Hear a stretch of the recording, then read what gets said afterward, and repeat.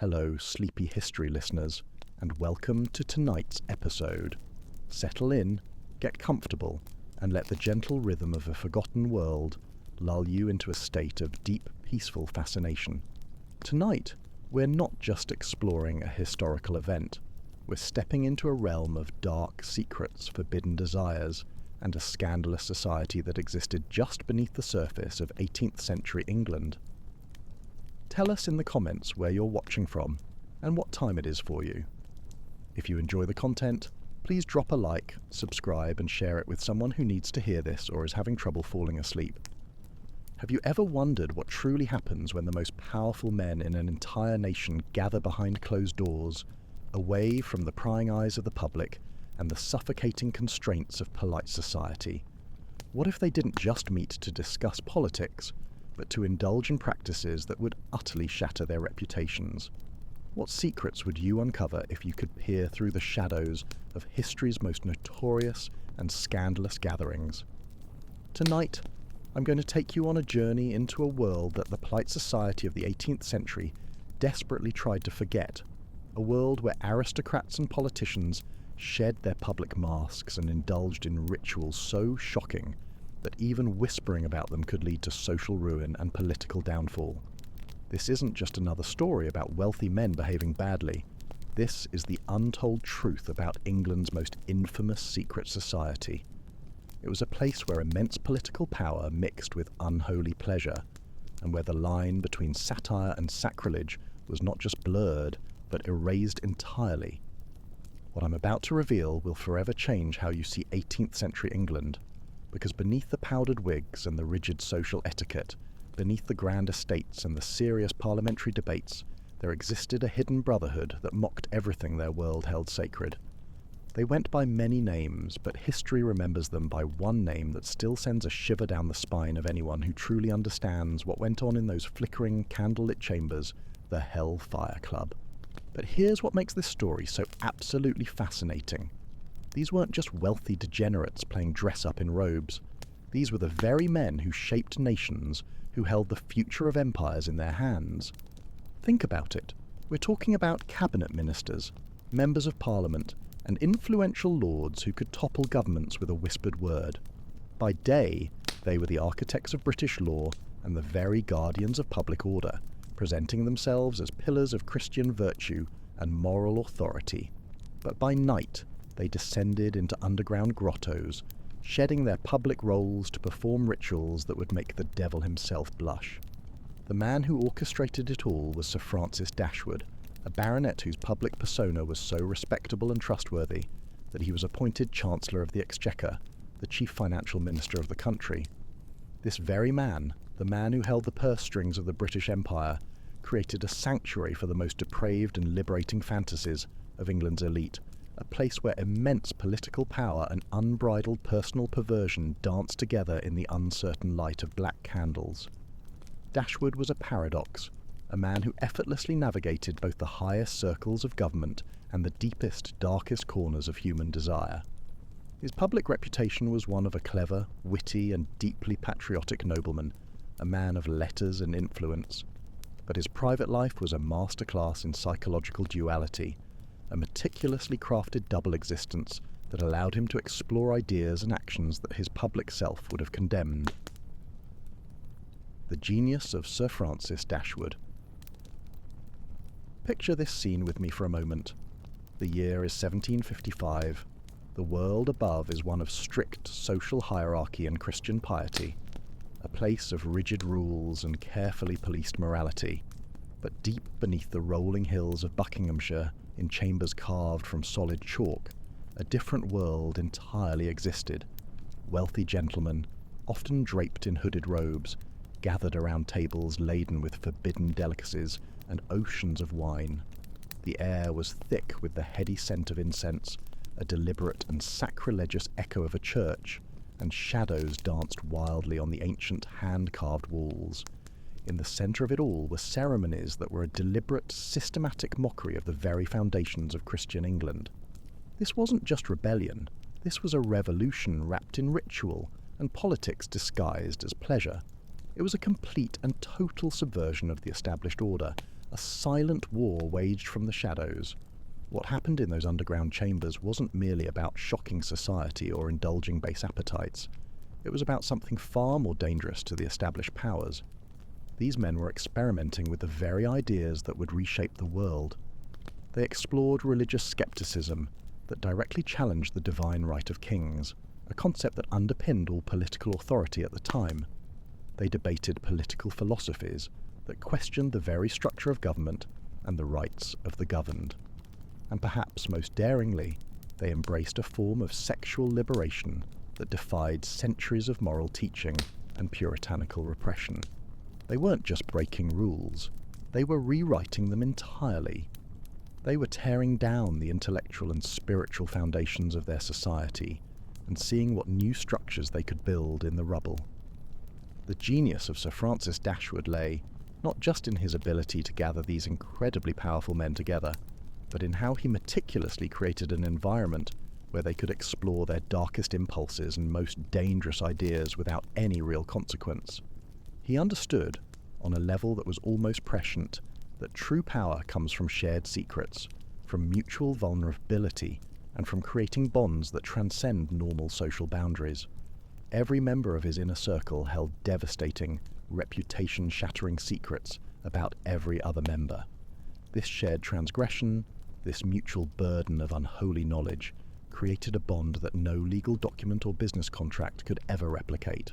It was the perfect insurance policy against betrayal. But the Hellfire Club was more than just a crude form of blackmail. It was theatre on the grandest, most elaborate scale.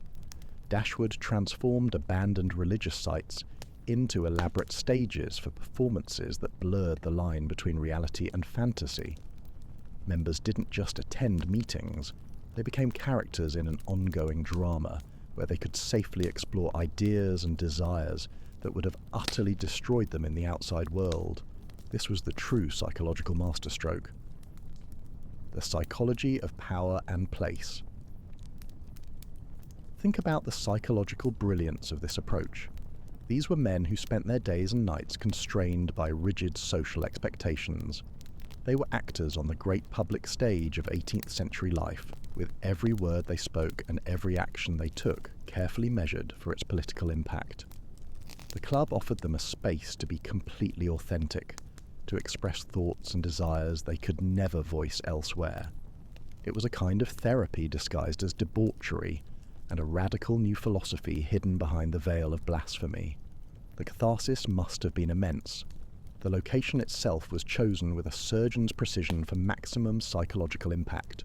West Wycombe, Dashwood's sprawling estate, sat atop a network of caves that had been carved out over centuries.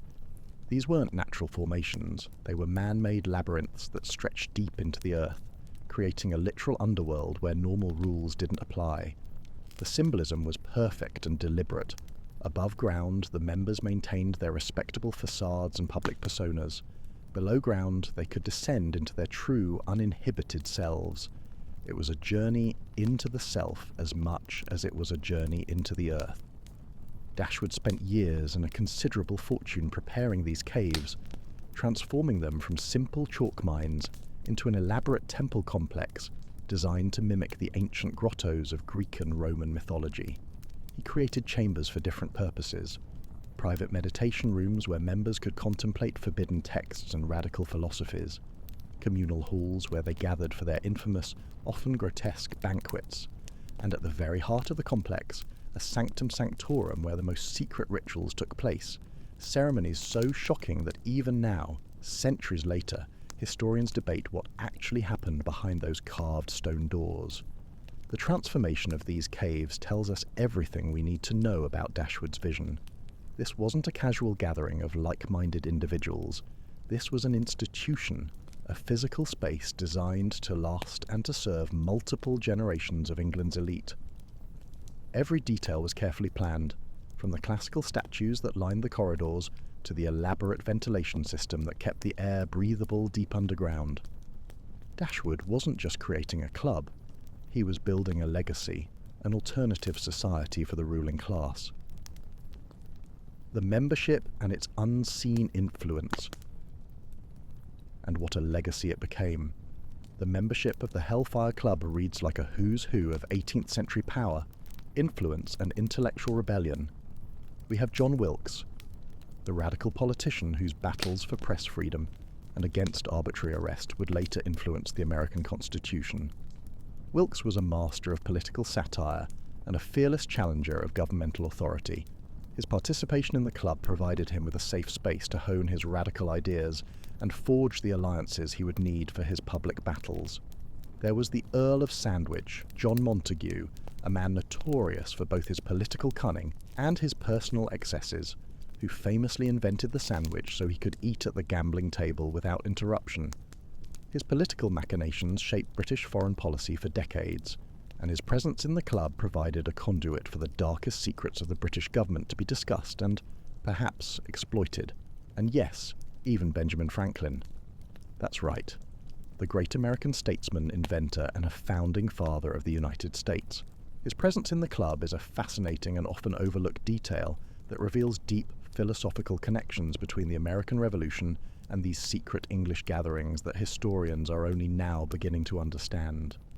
Franklin was not just a curious observer, he was an active participant, absorbing and contributing to the club's intellectual ferment. Each member brought their own expertise, their own connections, and their own secrets to share. The club became a nexus where political intelligence flowed freely, where lucrative business deals were struck in whispered conversations, and where the future of nations was debated over goblets of wine in chambers lit only by candles. It was networking on a scale that wouldn't be seen again until the modern era, but with a twist that made it infinitely more powerful: shared transgression. The rituals themselves were masterpieces of psychological manipulation.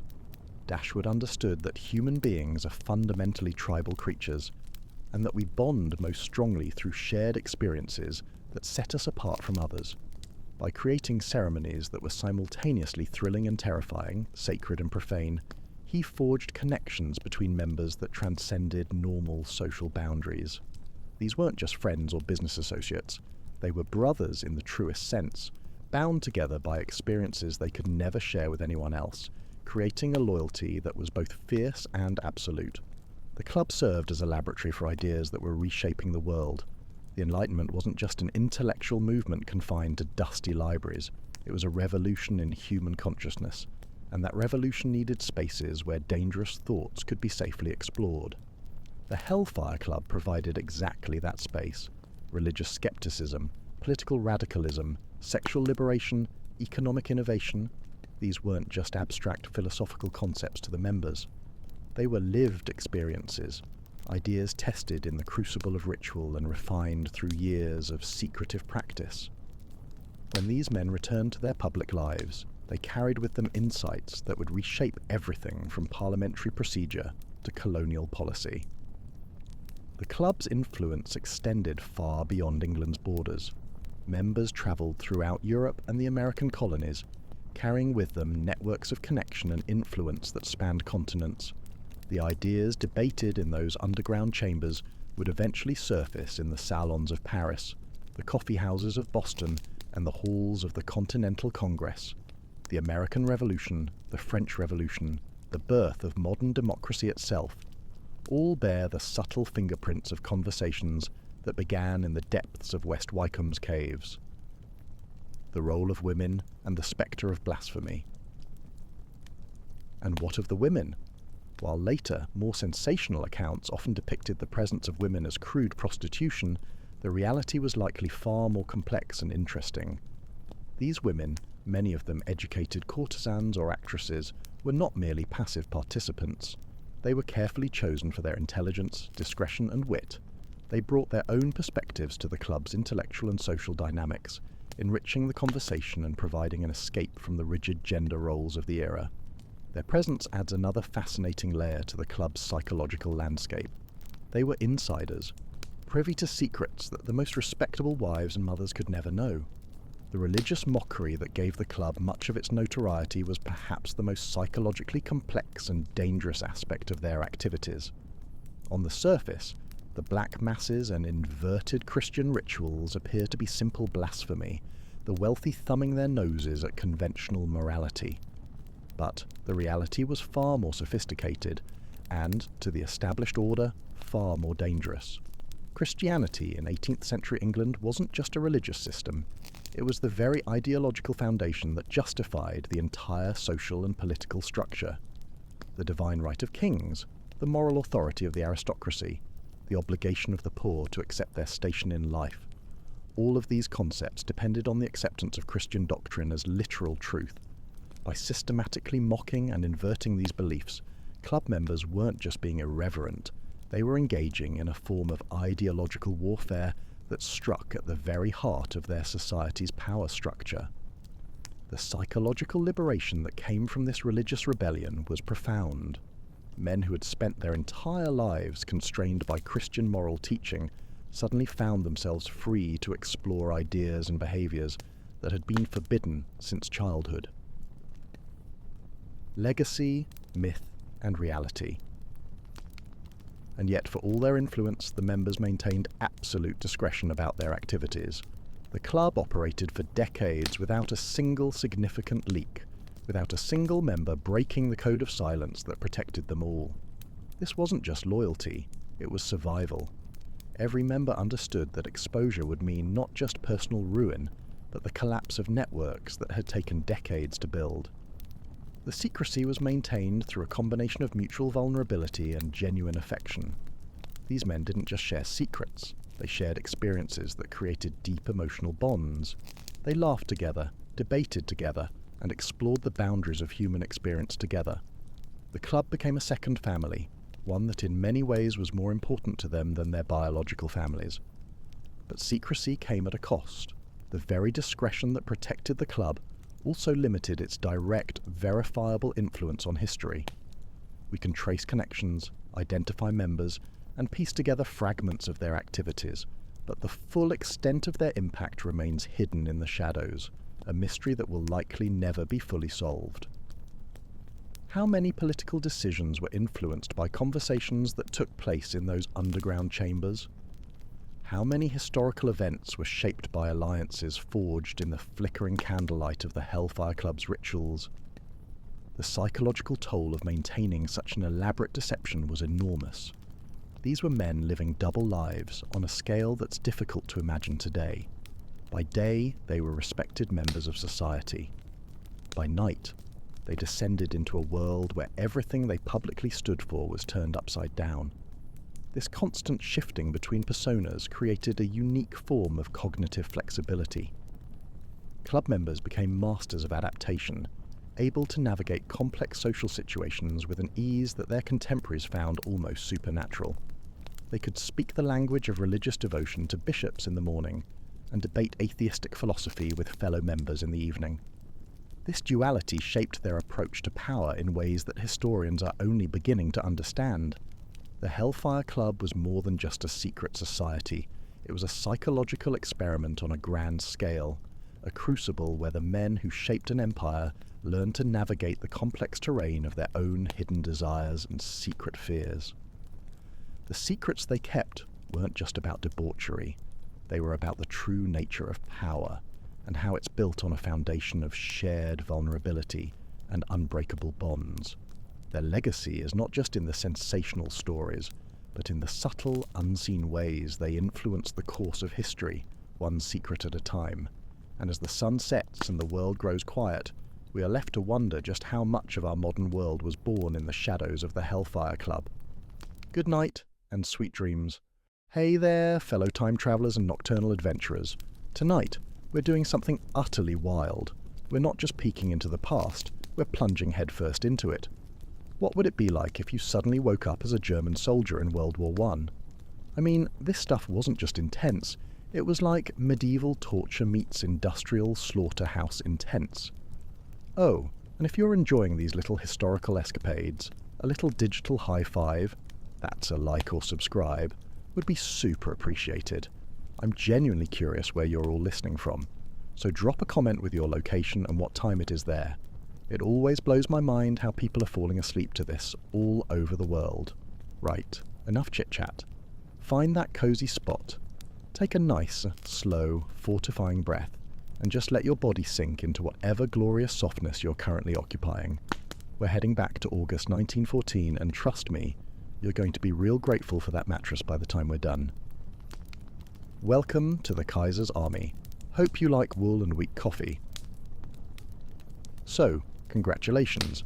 You just woke up in August 1914, not in your comfy bed, but in a rather unglamorous barracks somewhere in Germany. Your eyes flutter open to dim morning light, filtering through small, suspiciously grimy windows. The straw-filled mattress beneath you crinkles with a sound suspiciously like a bag of potato chips as you shift. Around you, dozens of other men are stirring, a symphony of groans and stretches, some already pulling on their field grey uniforms, looking like a collection of hastily assembled, slightly grumpy pigeons.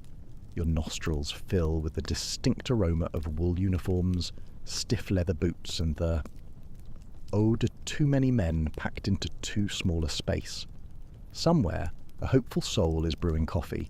Not real coffee, mind you, but the kind of weak, grainy, vaguely brown substitute that only passes for coffee in military quarters. It probably tastes like regret and boiled socks. You sit up, your back protesting loudly from the thin, unforgiving mattress. Suddenly a bell clangs outside, sounding less like a gentle wake-up call and more like a furious blacksmith attacking an anvil.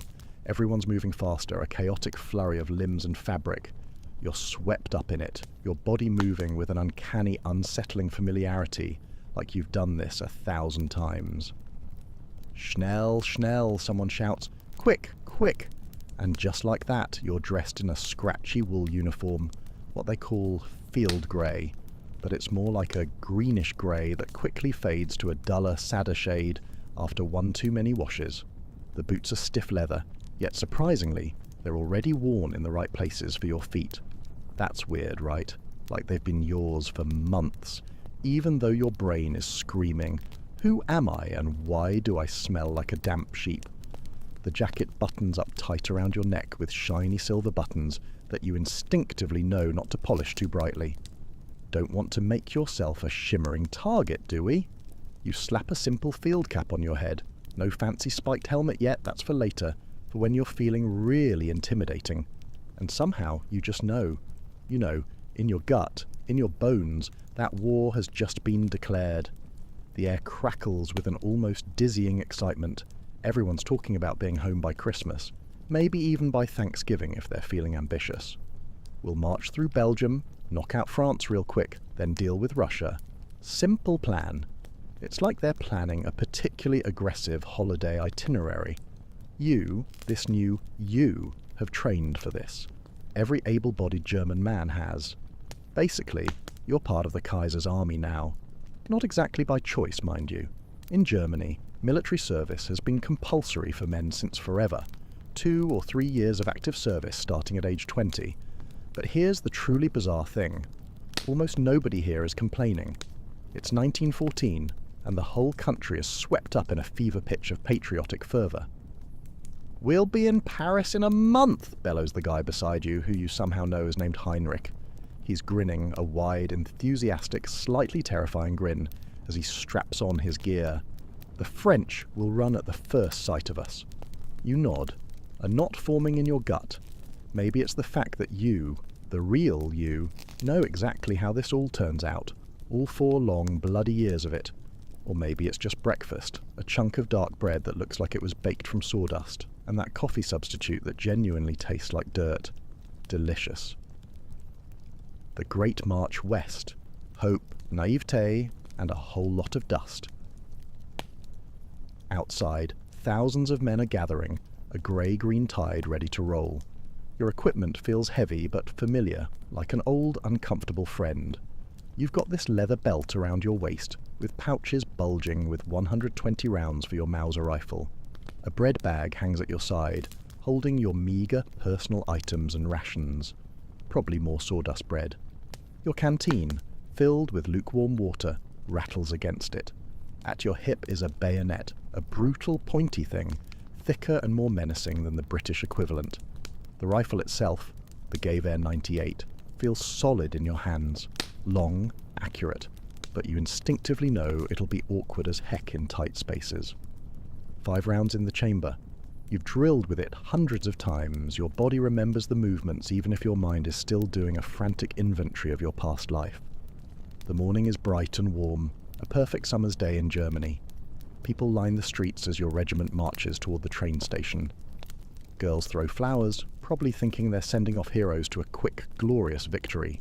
Old men salute, tears in their eyes, filled with pride. Everyone cheers, a roar of patriotic excitement. You march and march, swept along in this seemingly endless river of field-grey uniforms. Thousands upon thousands of men, all headed to war with smiles on their faces, completely oblivious to the unimaginable horror that awaits them. If only they knew what 4 years of trench warfare would do to those smiles. The train takes you west, rumbling towards Belgium. Inside, the mood is still strangely festive. Guys are singing patriotic songs, their voices surprisingly strong, playing cards, writing earnest, naive letters home. It's like a holiday mood, a grand adventure. And why not? The officers keep saying you'll be home by Christmas, a mantra repeated so often it almost sounds convincing. The Kaiser says it's necessary, Heinrich tells you, his face serious now, the grin replaced by a determined frown. France and Russia were going to attack us anyway. Britain too, probably. We're just beating them to it. Preemptive strike, you know. You nod again. What else can you do? Argue with the war fever? Tell them about Verdun? That would earn you a very swift trip to the nearest padded cell, or worse. Days pass in a blur of marching, punctuated by more train rides, then more marching. The initial excitement begins to wear thin, replaced by a dull ache. The weight of your pack digs into your shoulders like a tiny, persistent torturer. Your feet, initially pristine, develop blisters the size of small plums, then harden into calluses that feel like concrete. The summer heat makes your scratchy wool uniform stick to your skin with sweat, like a second, less pleasant skin. The wool itself smells worse each day, a pungent mixture of body odour, damp earth and existential dread. The Belgian border, where reality hits harder than a Mauser buttstock. And then suddenly you're at the Belgian border. The festive mood has evaporated faster than a puddle in the Sahara. The officers are shouting orders, their voices now sharper, laced with genuine tension. This is it. The war is about to begin for real. Nobody looks so cheerful anymore. Reality, with all the subtlety of an artillery shell, is setting in. The Belgians, surprisingly, aren't just letting you pass through like a polite tourist group. They're going to fight. And the British have joined the war too, which wasn't supposed to happen so fast, was it? Their army was supposed to be a small, easily dispatched nuisance. Clearly someone didn't read the memo. Your battalion moves through small Belgian towns. Some are already burning, columns of smoke curling into the summer sky. Civilians watch from windows, their faces etched with fear and unmistakably hatred. You've heard unsettling rumours that Belgian civilians are attacking German soldiers, franc tireurs they call them. So everyone's on edge, twitchy, trigger fingers ready. Any shadow, any sudden movement could mean danger. And then comes your first battle. It happens so fast you don't even register it. One moment you're marching down a country road, the sun glinting off your bayonet. The next you're diving for cover as bullets whiz overhead with a terrifying hum. The noise. That's what gets you first. It's not just loud, it's deafening. Rifles crack like thunder, machine guns chatter like angry metallic birds. Men scream, some in pain, some in terror. Artillery shells shriek through the air before exploding in geysers of dirt and metal, tearing the landscape apart. You find yourself firing your rifle at vague shapes in the distance. Are they Belgian? French? You can barely tell through the smoke and chaos. Your training takes over, a primal automatic response. Load, aim, fire. Load, aim, fire. The rifle butt slams into your shoulder with each shot, a jarring rhythm of destruction. Then, Heinrich, your enthusiastic companion, goes down beside you, clutching his leg, a wet, dark stain spreading across his uniform. Blood seeps between his fingers. The smell of copper fills the air. For a fleeting second, you panic, but then instinct kicks in. You help drag him behind a crumbling wall, your muscles straining, then your back firing again, a cog in this horrifying machine. Hours blur together into a meaningless sequence of noise and terror. By nightfall, you're utterly exhausted, your ears ringing, hands shaking so badly you can barely hold your rifle. but you're alive, and your side has won this small, brutal engagement. The Belgians have retreated, leaving behind a silence that feels heavier than the noise. That night, you sleep in a farmhouse that's been abandoned, its previous occupants having fled the advancing tide. You're too tired to even remove your boots, too weary to care about the straw poking your back. Your dreams are vivid, distorted replays of the battle, filled with the sounds of rifle fire and screaming. You jerk awake at every noise, every creak of the house, every rustle of the wind. The illusions of progress and the dawn of the trenches. The push continues. Each day brings more fighting, more marching, more death. But you're moving forward, always forward, deeper into France. The great Schlieffen Plan, the grand strategy to swing wide through Belgium and then down into France, encircling Paris from the north, seems to be working. Except, of course, it isn't quite working as planned. The plucky Belgians slowed you down with their unexpected resistance. The British are fighting harder alongside the French than anyone anticipated, like particularly stubborn terriers. And the Russians? They've mobilized faster than expected in the east, forcing Germany to divert precious troops, diluting the hammer blow in the west.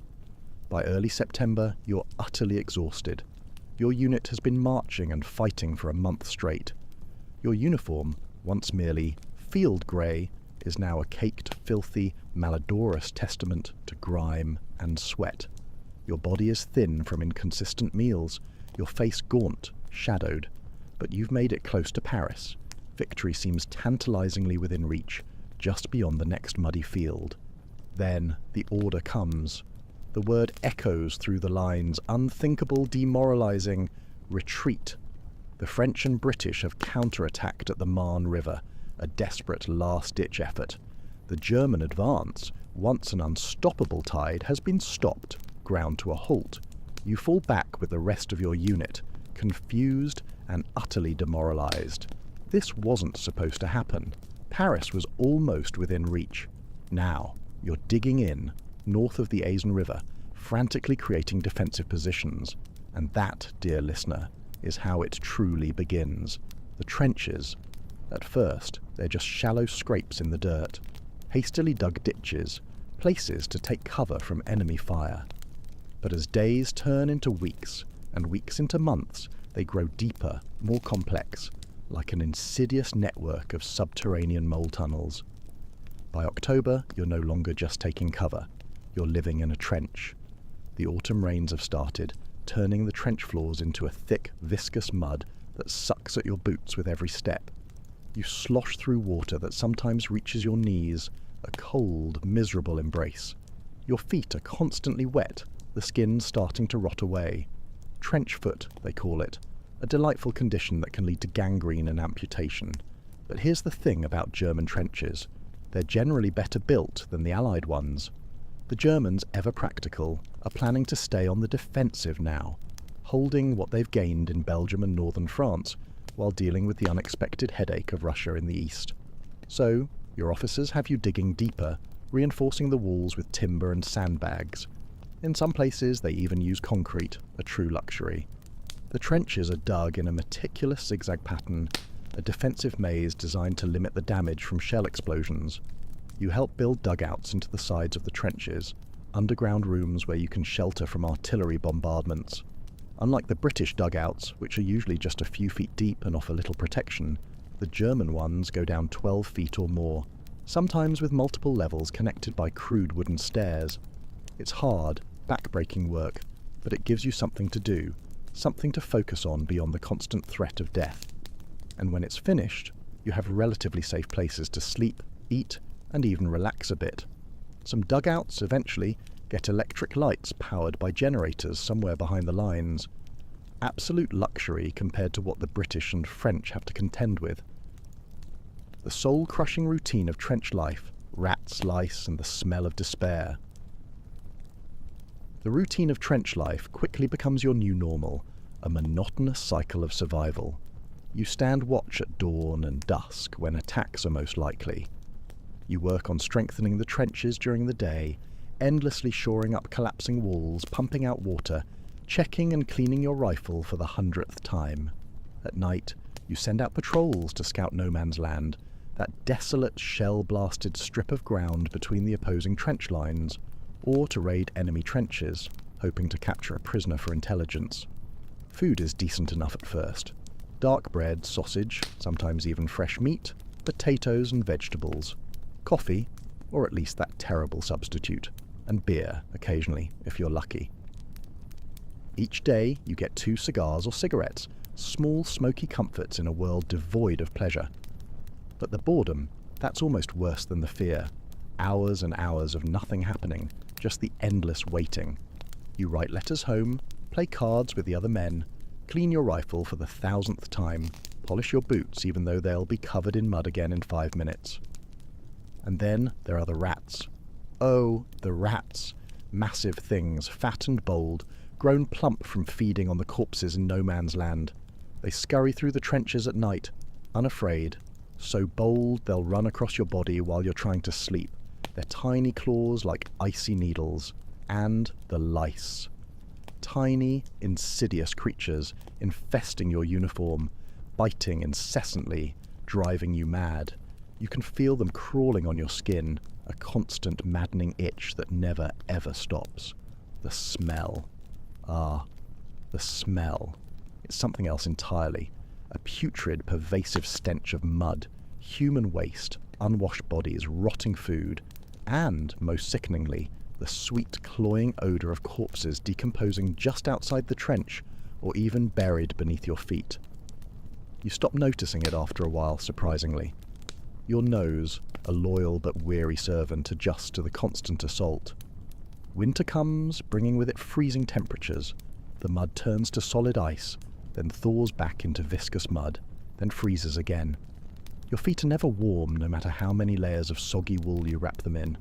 You huddle with the other men in your dugout for warmth, personal space long forgotten, sharing body heat like a collective, miserable bear. Christmas 1914, a fleeting miracle. Christmas 1914 arrives. You're still in France, not home, like everyone so naively promised. But then, something truly strange happens. The firing stops. Across no man's land, you can hear the British singing carols, their voices surprisingly clear in the sudden silence. Someone on your side, perhaps driven by a desperate longing for home, starts singing too. Before the officers can even process it, men from both sides are cautiously climbing out of their trenches, meeting in no man's land, a no man's land suddenly transformed into a temporary, surreal truce zone. They exchange small gifts, cigarettes, chocolate, badges. There's even a spontaneous football soccer game for a few glorious hours.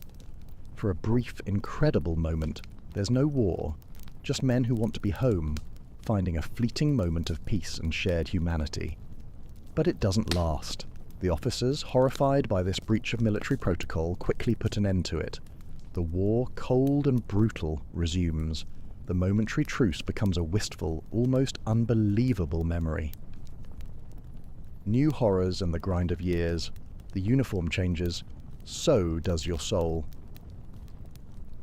And now there's a new horror to face. In April 1915, near Ypres, your commanders try something new, something truly insidious. Gas. Chlorine gas, released from cylinders, forming a greenish-yellow cloud that drifts slowly, inexorably toward the enemy trenches. You watch from a distance, your new gas mask clutched in your hand, ready. The Allied soldiers opposite have no protection. They cough, choke, vomit, and die. Their lungs dissolved from the inside out. It opens a terrifying gap in their line, but the German forces aren't ready to exploit it fully. And soon enough, horrifyingly, the Allies have gas too. Now, you have to worry about this new invisible poison drifting into your trench, turning the very air you breathe into a weapon. Your gas mask, cumbersome and uncomfortable, restricting your vision and breathing, becomes your new best friend. It's better than having your lungs melt. The war grinds on. 1915 passes, a blur of mud and misery. Then 1916. Major battles flare up. Verdun, the Somme. Battles that devour men like a hungry beast. Millions dying for gains measured in mere yards. Your world shrinks to the few hundred yards of trench that your unit occupies. You know every corner of it, which boards are loose, where the best shelter is during artillery bombardments, which parts flood worst after rain. Your body settles into this new, grotesque normal. You sleep lightly, one ear always alert for danger. You can tell the difference between dozens of shell types just by their sound as they fly overhead. You know exactly how long it takes to put on your gas mask in the dark. Friends die. New men arrive to replace them. They look so young, so clean, their eyes still holding the naive spark of pre-war life. They haven't learned yet how to survive in this hell. Many don't last long. You survive because you're careful. You keep your head down. You don't volunteer for dangerous missions. You maintain your equipment like it's your lifeblood. You watch for signs of trench foot and treat it early. But mostly, you survive because of sheer blind luck. The shell that lands 10 feet away instead of directly in your dugout. The sniper who misses by inches. The patrol that chooses the trench section next to yours to raid. And all the while, the war keeps changing, morphing into something ever more monstrous. New weapons appear, terrifying flamethrowers that vomit fire, better, faster machine guns, more effective, more destructive artillery, and then the ultimate nightmare, tanks, lumbering across no man's land like iron monsters shrugging off rifle fire. You shift a little, getting more comfortable on your imaginary mattress as you think about how, in the middle of all this horror and monotony, the uniform on your back is changing too. The iconic spiked helmet, the Pickelhaube, has given way to the new, more practical Stahlhelm, a steel helmet that actually offers decent protection.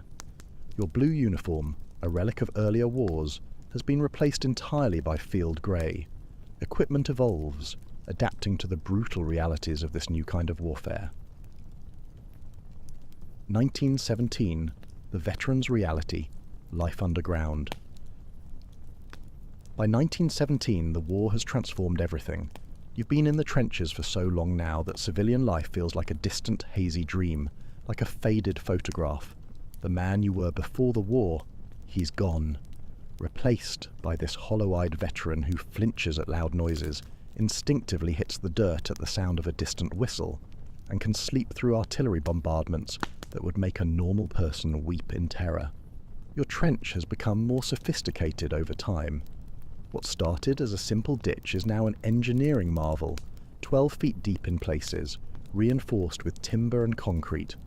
Dugouts extend far underground, some big enough to house dozens of men. The officers' dugouts even have proper furniture, salvaged from abandoned houses, a bizarre touch of domesticity in this subterranean hellscape. This morning, you wake in your underground shelter. Unlike the British and French troops, who often sleep in shallow holes or right in the trench itself, your dugout is relatively comfortable. Deep enough that artillery can't reach it unless there's a truly unlucky direct hit. The wooden planks beneath you aren't exactly a feather bed, but they're dry. That's something. The space is crowded with 8 other men, all still sleeping in the dim yellowish light of a single electric bulb, powered by a generator somewhere behind the lines. Their breathing creates a chorus of snores, wheezes, and the occasional soft groan. The air is thick with the pervasive smell of unwashed bodies, damp wool, and stale tobacco. You check your watch. 5:30. Almost time for stand to, when everyone mans the fire step at dawn. The most likely time for an enemy attack. Your body knows the routine so well, you barely need to think about it. You reach for your Stahlhelm, the steel helmet that replaced the old leather Pickelhaube. This one actually provides some protection from shrapnel. Running your fingers over its surface, you can feel the dents and scratches from countless near misses, each one a tiny, terrifying reminder of a time you almost died. Outside, the pre-dawn air is chilly, the kind of crisp cold that heralds spring in northern France. A light mist hangs over no man's land, obscuring the British trenches opposite. They're about 80 yards away, though it might as well be 80 miles for all the chances of reaching them alive in daylight. "Anything?" you ask the night sentry, a young kid who couldn't be more than 18, his face pale and drawn in the gloom. He shakes his head. Quiet night. Some rifle fire around midnight. Nothing close. You nod, a silent acknowledgement of a precious gift. Another quiet night. You take your position on the fire step, a narrow ledge that allows you to peer over the parapet with your rifle ready. All along the trench, other men are doing the same, spaced out at regular intervals, eyes scanning the mist for any movement. This is the morning hate ritual. As visibility improves, both sides usually fire a few desultory rounds into the mist, just to let the other side know you're awake and alert. No one expects to hit anything. It's just part of the daily weary rhythm of the front. Your stomach growls. Rations have been getting worse. A slow, agonizing decline. The British naval blockade has been strangling Germany for years now, like a tightening noose. Food shortages back home mean less for the front. The fat sausages and fresh bread of 1914 are long gone. Now it's thin soup, hard bread that could double as a brick, and sometimes a bit of preserved meat that might be horse, or might be something else entirely. You try not to think about it too much. The tin cup of coffee in your hand is barely warm. It tastes nothing like actual coffee. It's made from roasted barley and chicory, but it's hot and slightly bitter. Good enough. Stand down, comes the order. As full daylight arrives with no sign of attack, the morning hate passes with just a few isolated shots fired into the mist. Everyone's saving ammunition these days. Now comes the daily routine.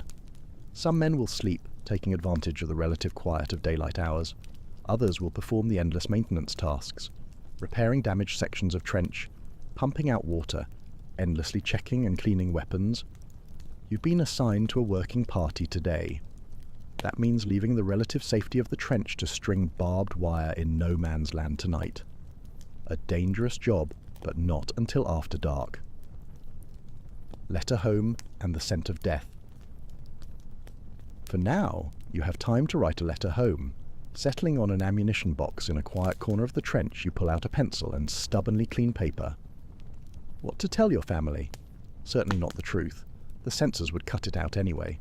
So, you write about the weather, how lovely the French spring is, ask about the neighbours, mention a few friends who are still alive.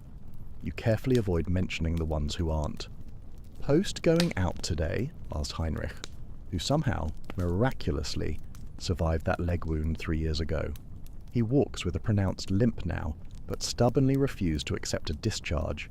He said he'd rather be with his comrades than trying to explain the war to civilians who could never possibly understand.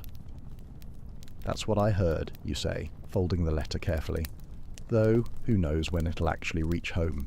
Heinrich nods, his face gaunt and streaked with dirt beneath a week's growth of beard. My wife's last letter took 2 months to get here. Said they're eating turnips and bread made with sawdust. You've heard similar stories from others. The home front is suffering almost as much as the soldiers. Almost.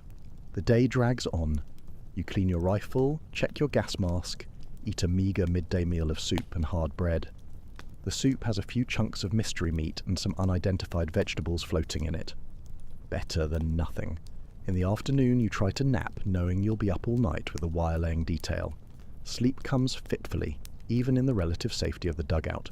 Your body stays partially alert, one ear always listening, ready to respond to the shrill alarm that signals a gas attack or the distinctive, terrifying sound of an incoming shell. As dusk approaches, it's stand to again. Everyone back on the fire step, watching for movement as the light fades. This is another dangerous time, a prime opportunity for enemy attacks. After dark, you gather with the wire-laying detail. 8 men, led by a corporal who's been doing this since 1915, and somehow, miraculously, hasn't been killed or wounded yet. That's the kind of luck you want to stay close to. We go out through the sap trench, the corporal explains in a low voice, pointing to a narrow, shallow trench that extends out toward no man's land. Work in pairs. One holds the wire, one hammers in the stakes. Keep it quiet. If we're spotted, drop everything and get back to our lines fast. Questions? Nobody has questions. You've all done this before. You know the risks. You're paired with a newer guy, Schmidt. He's been at the front for 3 months, which makes him practically a veteran at this point. The turnover is tragically high. You want to hold or hammer? You ask him. I'll hammer, he says, his voice a little shaky. Steadier hands? You nod. That means you'll be handling the barbed wire itself, which inevitably leads to cuts and scratches, no matter how careful you are with the gloves. But Schmidt is right. The The hammering needs to be done as quietly as possible, with steady, controlled movements. It's the harder job, the one that can give away your position. No Man's Land, a deadly dance in the dark. The group moves out through the sap trench, then crawls the last 20 yards or so to the position where the new wire will go. The night is cloudy, which is good. It makes it harder for the British to spot you, but there's just enough moonlight filtering through the gaps in the clouds to see what you're doing. For the next 2 hours you work in near silence, unrolling wire and holding it in place while Schmidt hammers in the metal stakes. The only sounds are the dull thud of hammer on stake, muffled by a cloth wrap, and the occasional distant crack of a rifle shot somewhere along the line, a constant reminder of the ever-present danger. Your hands sting from a dozen small cuts where the barbed wire has penetrated your gloves. Your back aches from hunching over in the cold mud. Every few minutes you freeze in place when a flare goes up, casting harsh, sudden light and long, dancing shadows across no man's land. If you don't move, if you become part of the static landscape, the British sentries might not spot you. Finally, the new wire is in place. The corporal signals for everyone to return to the trench. You move carefully backwards, still hunched over, trying to avoid the older rusted strands of wire that litter no man's land like a deadly metal spiderweb. You're almost to the sap trench when a flare goes up directly overhead. Its harsh white light freezes everyone in place, suspended in a moment of terrifying illumination. But someone, you never find out who, panics and makes a desperate dash for the trench. Immediately, machine gun fire erupts from the British line, a furious, chattering roar. Bullets zip and crack through the air around you, sounding like angry, buzzing insects. You press yourself flat against the ground, face buried in the cold, wet mud, praying, bargaining, hoping none of those bullets finds you. The man who ran makes it about 10 yards before going down. You can hear his muffled screams for help, weak and fading, but no one moves. Can't risk more lives. After what feels like hours, but is probably just minutes, the British fire slackens. They can't maintain it all night, and they can't be sure of hitting anything in the dark. The flare burns out, plunging you back into the blessed, if still terrifying darkness. "Back to the trench," the corporal whispers, his voice low and urgent. "Now, crawl." You don't need to be told twice. On your belly, you crawl the remaining distance to the sap trench, then scurry along it back to the relative safety of the main line. Your uniform is caked with mud, your hands bleeding from the wire cuts. But you're alive. The wounded man is still out there. His cries have grown weaker, almost imperceptible. A patrol might go out for him later, if the officers deem it worth the risk. Often, they don't. Back in the relative safety of the main trench, you slump against the wall, exhausted, your heart still racing from the close call. Schmidt sits beside you, his face pale in the darkness. "Smoke?" he offers, holding out a crumpled cigarette. You take it gratefully. Tobacco is another thing that's been rationed severely, but most men save their allotment for moments like this, when the nerves need steadying. The match flares briefly, illuminating Schmidt's young face. In that instant, you see the fear he's trying to hide. The same fear you've been carrying for 3 years now. The fear you've just gotten better at concealing. You inhale deeply, letting the harsh smoke fill your lungs. It's calming, familiar, a small, fleeting pleasure in a world that offers few. "Think they'll send a patrol for Miller?"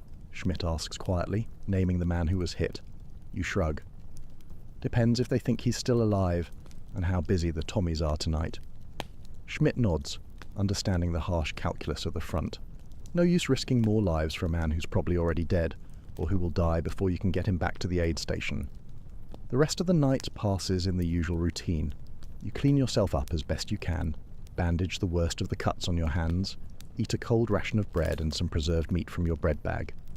Then you take your turn on sentry duty, staring out into the darkness, listening for any sound that might indicate a British patrol or raid. 1918, the last great gamble, stormtroopers and a fading hope. The next day brings news. Another big offensive is coming. The rumours have been circulating for weeks, a nervous undercurrent, but now it's official.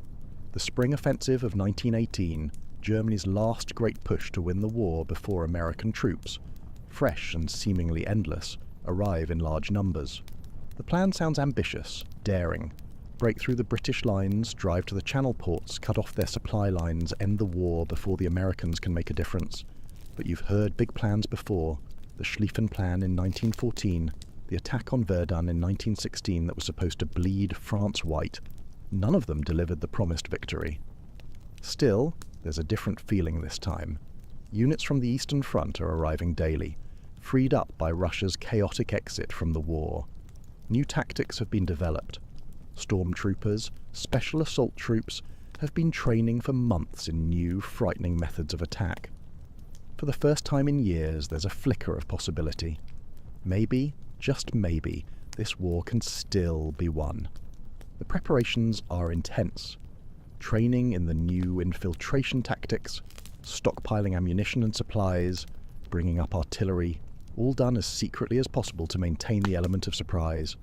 You find yourself assigned to a stormtrooper unit, based on your experience and surprisingly good physical condition, a rarity after years of poor rations.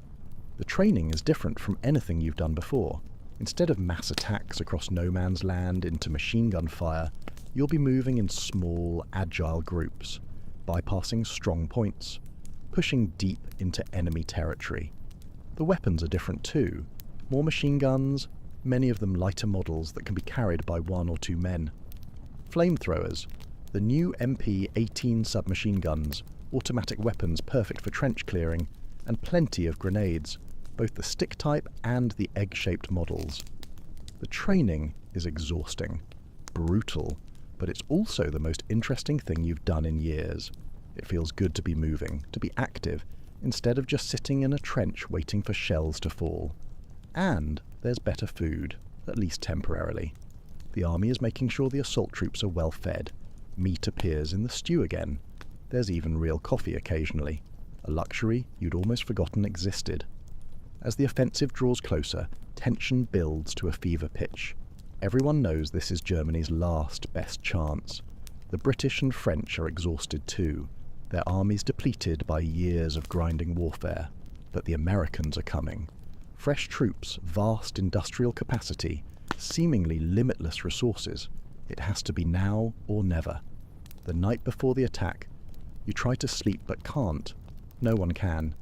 The dugout is filled with restless men, silently checking equipment, writing last letters home, quietly talking in small groups, their voices hushed. You think about all you've survived to reach this point. The early, chaotic battles in Belgium, the disheartening retreat from the Marne, years of soul-crushing trench warfare, terrifying gas attacks, artillery bombardments that turned the landscape into a cratered moonscape, desperate raids and counter-raids across no man's land. So many close calls. The bullet that passed through your sleeve without touching skin. The shell that buried you alive until your comrades dug you out, gasping for air.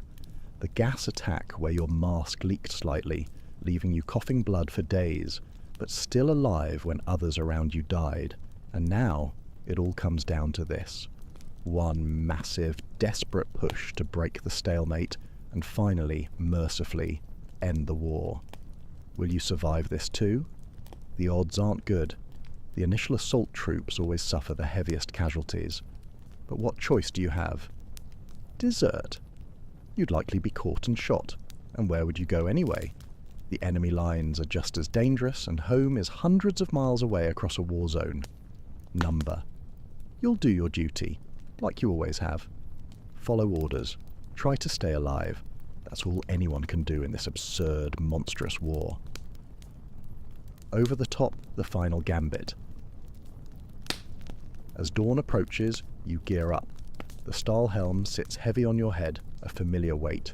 Your ammunition pouches are full, pressing against your sides. Extra grenades, stick and egg, hang ominously from your belt.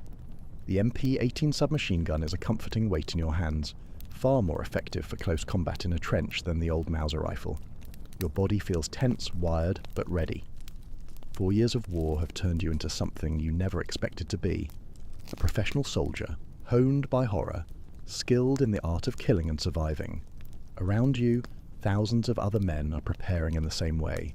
The trenches are packed with troops far more than usual, a living wave compressed before the crest. The attack will come on a wide front, a massive, desperate effort to rupture the Allied lines. Then the artillery begins, even before dawn. Thousands of guns firing in a carefully orchestrated bombardment. Not the days-long shelling that telegraphs an attack, but a short, intense barrage designed to stun and suppress, to drive the enemy underground rather than to utterly destroy their trenches. Gas shells mix with high explosives, forcing the British to don their masks, making it harder for them to fight, blinding and disorienting them when the assault comes. You check your watch, counting down the minutes, each tick a hammer blow against your nerves. The bombardment will last exactly 2 hours. Then you go over the top. Your mouth is dry, your throat constricted, your heart pounds in your chest like a trapped bird. Around you, men make final, quiet adjustments to their equipment. Some praying quietly, lips moving without sound, others silent, lost in their own terrified thoughts. The roar of the guns is deafening, a continuous apocalyptic thunder. Even in the dugout, deep underground, the ground shakes with each impact. Dust filters down from the ceiling, gritty on your tongue. Then the whistle blows. It's time. You climb the steps to the trench, then up to the fire step. The sky is just beginning to lighten with the first hint of dawn. Smoke and dust from the bombardment hang thick in the air, providing a meagre, welcome cover. The officer gives the signal, a hand raised, then dropped, and you're up and over the parapet, moving forward in a low crouch, not the headlong, suicidal rush of earlier attacks. The stormtrooper tactics call for infiltration, finding weak points, bypassing strong resistance. The ground of no man's land is a nightmare landscape of shell holes, tangles of rusted barbed wire, and debris, the accumulated detritus of years of death. But the engineers have cut paths through the wire, marked with white tape. You follow these paths, moving as quickly as possible while staying low. Surprisingly, there's little immediate fire from the British lines. The bombardment has done its job, forcing them to keep their heads down, disrupting their communications. Your squad reaches the first British trench and drops into it. A few defenders are still there, dazed from the shelling, spitting curses. Brief, violent, close-quarter fighting erupts. The MP-18 proves its worth, sweeping the trench with automatic fire, a terrifying, efficient weapon. Grenades are tossed into dugouts, followed by muffled thuds and desperate cries. Within minutes, this section of trench is secured, but you don't stay to consolidate. That's for the regular infantry following behind. The stormtroopers push on, heading for the second line of trenches, then beyond. And, incredibly, it's working. The British defences are crumbling under the coordinated assault. The combination of the new tactics, the short, sharp bombardment, and the sheer, overwhelming weight of German numbers is crushing them. By mid-morning, you've advanced further in a few hours than either side has managed in years of previous fighting. The breakthrough you've all been waiting for, the mythical turning point, seems to be happening. The exhilaration of movement, of advance, after years of static, claustrophobic trench warfare, is intoxicating. Despite the danger, despite the mounting casualties, there's a wild, desperate energy in pushing forward, in seeing the enemy retreat. By nightfall, your unit has penetrated miles behind what was the British front line that morning. You're utterly exhausted, hungry, thirsty, your muscles screaming but triumphant. For the first time in years, it feels like the war might actually end, and Germany might actually win. As you settle into a captured British dugout for a few hours of rest, the air still thick with the smell of explosives and despair, you allow yourself to imagine going home. Not just on leave, but for good. The war over, peace, normal life. It seems almost within reach now, a fragile, beautiful dream. You stretch out on a British army cot, surprisingly more comfortable than anything you've slept on in months. Your muscles gradually relax. The searing tension of the day's fighting slowly ebbs away. Despite the distant rumble of artillery and the unfamiliar surroundings, your body is surrendering to exhaustion. You shift slightly, finding that perfect spot as your breathing naturally slows.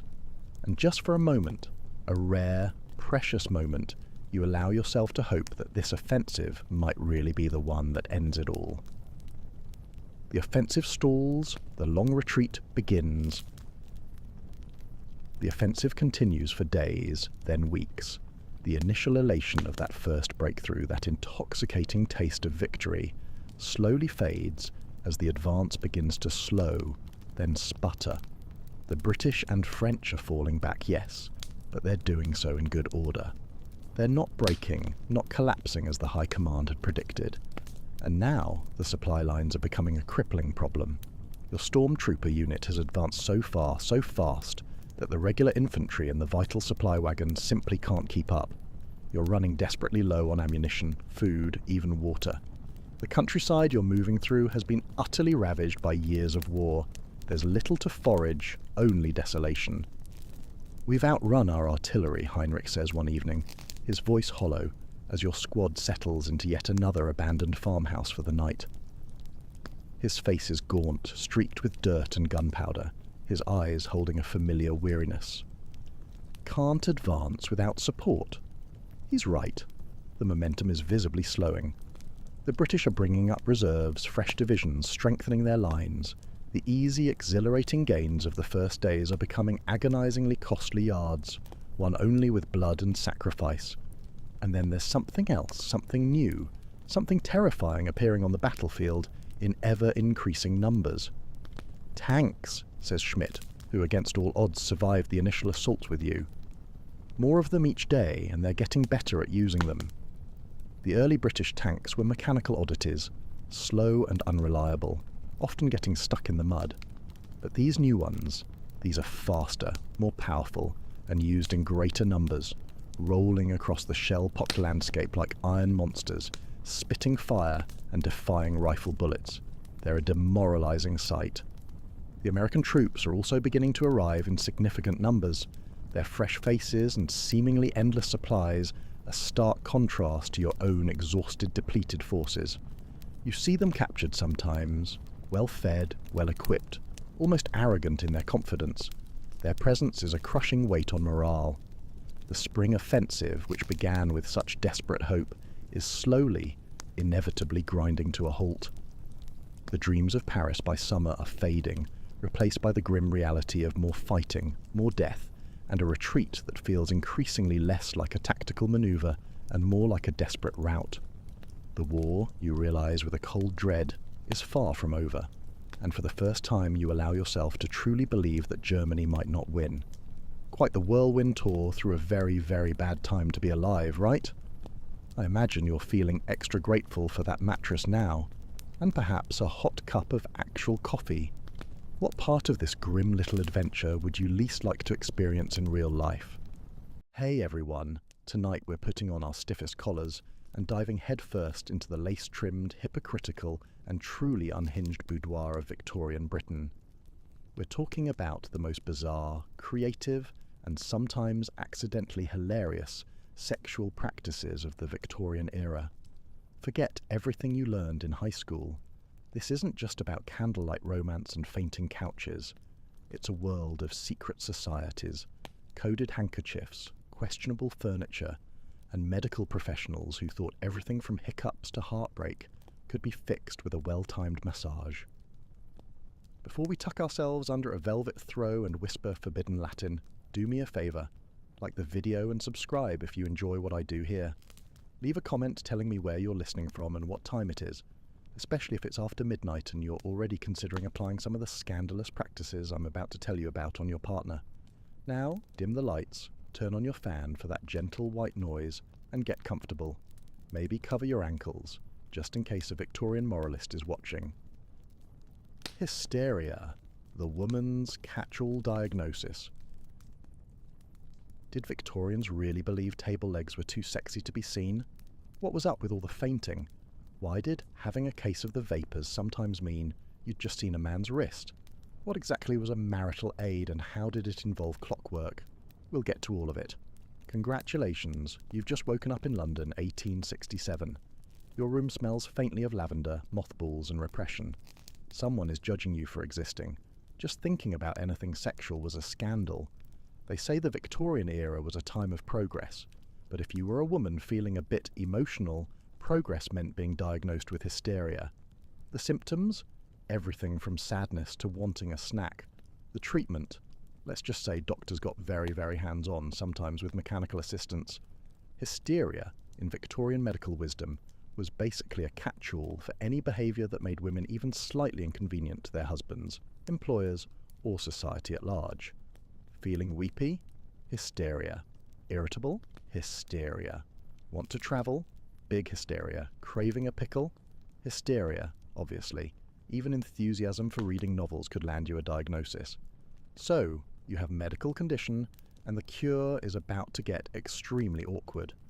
This is where the noble, stiff-moustached Victorian doctor makes his grand entrance. You, still dressed in 5 layers of ruffles and moral anxiety, are ushered into a consulting room that smells strongly of furniture polish and judgment. The physician listens gravely to your symptoms: tiredness, emotional outbursts, nervousness, headaches, indecisive feelings about soup, all textbook hysteria. He nods solemnly, clutching his pocket watch as if it too is disappointed in you. Now for the treatment. Forget therapy or a nice cup of tea. The gold standard for female hysteria in Victorian England was the so-called pelvic massage. Yes, this means exactly what you think it means, except that nobody was supposed to admit it. The doctor, wielding all the compassion and bedside manner of a startled badger, proceeds to relieve your symptoms manually. If this sounds embarrassing, uncomfortable, and incredibly weird, congratulations. You're catching on to the spirit of the era. Medical journals of the time described the goal of the treatment as paroxysm, which, in less polite language, means inducing an orgasm, although Victorians would have rather swallowed a whole pineapple than use the word. This therapy became so popular and so exhausting for the doctors involved that it sparked a race for technological innovation. Enter the invention of the first electromechanical vibrators, or, as they were marketed, personal massagers for health and vigour. Early models plugged straight into the wall and looked suspiciously like something you'd use to churn butter. Doctors praised these miracle devices, claiming they cured everything from melancholy to migraines. Of course, the catch with this whole diagnosis was that only women could get hysteria. Men in Victorian medicine were too rational, too stoic, and too busy inventing uncomfortable furniture to ever succumb to such a thing. If a man was emotional, it was called nervous exhaustion, and the recommended treatment was a brisk walk, a cigar, and shouting at the help. Looking back, it's hard not to see the whole hysteria epidemic as one big coping mechanism for an anxious, tightly wound society that desperately needed better hobbies. Still, at least the treatment was, in a roundabout way, more fun than a leeching. The next time you see a vintage ad for a household massage apparatus, just remember, that was science, Victorian style. Anti-masturbation gadgets. You might think you've seen awkward teenage years, but nothing beats wearing an iron cage to bed. In an era obsessed with self-control, inventors rose to the occasion, sometimes literally, by designing an array of anti-masturbation gadgets. These ranged from spiked rings to metal mittens. It's late Victorian England, a world where the very concept of desire is met with equal parts panic and patent applications. Your bedtime routine isn't so much counting sheep as counting the number of locks, straps and rivets keeping your wandering hands in check. The fear of self-pleasure, what Victorians called onanism, a word whispered with all the dread of a tax audit, had reached fever pitch. Medical pamphlets warned that a little solo joy could cause blindness, madness, spinal decay and, if you were really unlucky, instant death by embarrassment. If you were an unlucky teenage boy, your parents might have invested in a pair of anti-masturbation gloves. Elaborate mittens made of scratchy wool, sometimes studded with spikes or bristles, were designed to make even the most innocent itch a cause for national concern. Worn at night, and sometimes locked on for good measure, these mittens were the Victorian answer to trust but verify. But it didn't stop at gloves. There were modesty boards to keep hands above the covers, straight-jacket-style pyjamas, and for the truly determined chastity belts of every material imaginable. Iron, leather, even wood. Because nothing says goodnight quite like fastening a padlock around your waist and handing the key to your mother. One particularly inventive device was the spiked ring, a small metal band fitted with inward-facing spikes meant to discourage any nocturnal exploration. Some rings were even attached to bells, so if you tried anything after hours, the whole household got to join in the shaming. In the end, it's almost impressive how much time, money and blacksmith labour went into keeping people's hands out of their own business. You have to wonder what would have happened if they'd simply invented better hobbies, or maybe just left everyone alone with a book and a locked door. So the next time you hear someone waxing poetic about the good old days of moral virtue, just remember that those days came with an instruction manual, a toolkit, and a set of keys nobody could find when you really needed the bathroom. Sleep tight, and may your pyjamas remain spike-free. The scandal of table legs. Picture this. You're sitting in your parlour, sipping tea when you notice a table leg. In Victorian England, this was a full-blown crisis. Some households covered chair and piano legs with little fabric skirts, just in case the family dog developed impure thoughts. The anxiety around naked furniture wasn't just a rumour. Social commentators of the time genuinely worried that the suggestive shape of a cabriole leg, a style so curvy it could double as a burlesque dancer, was a slippery slope to moral ruin. Households responded by unleashing an army of fabric and fringe. Enter the table skirt, a tailored cover that hung demurely from the rim, transforming your dangerous tea table into a frumpy Victorian matron. These skirts were often elaborately embroidered, sometimes with scenes of flowers, sometimes with Bible verses, but always with the clear intent to distract from anything remotely leg-like. It didn't stop at tables.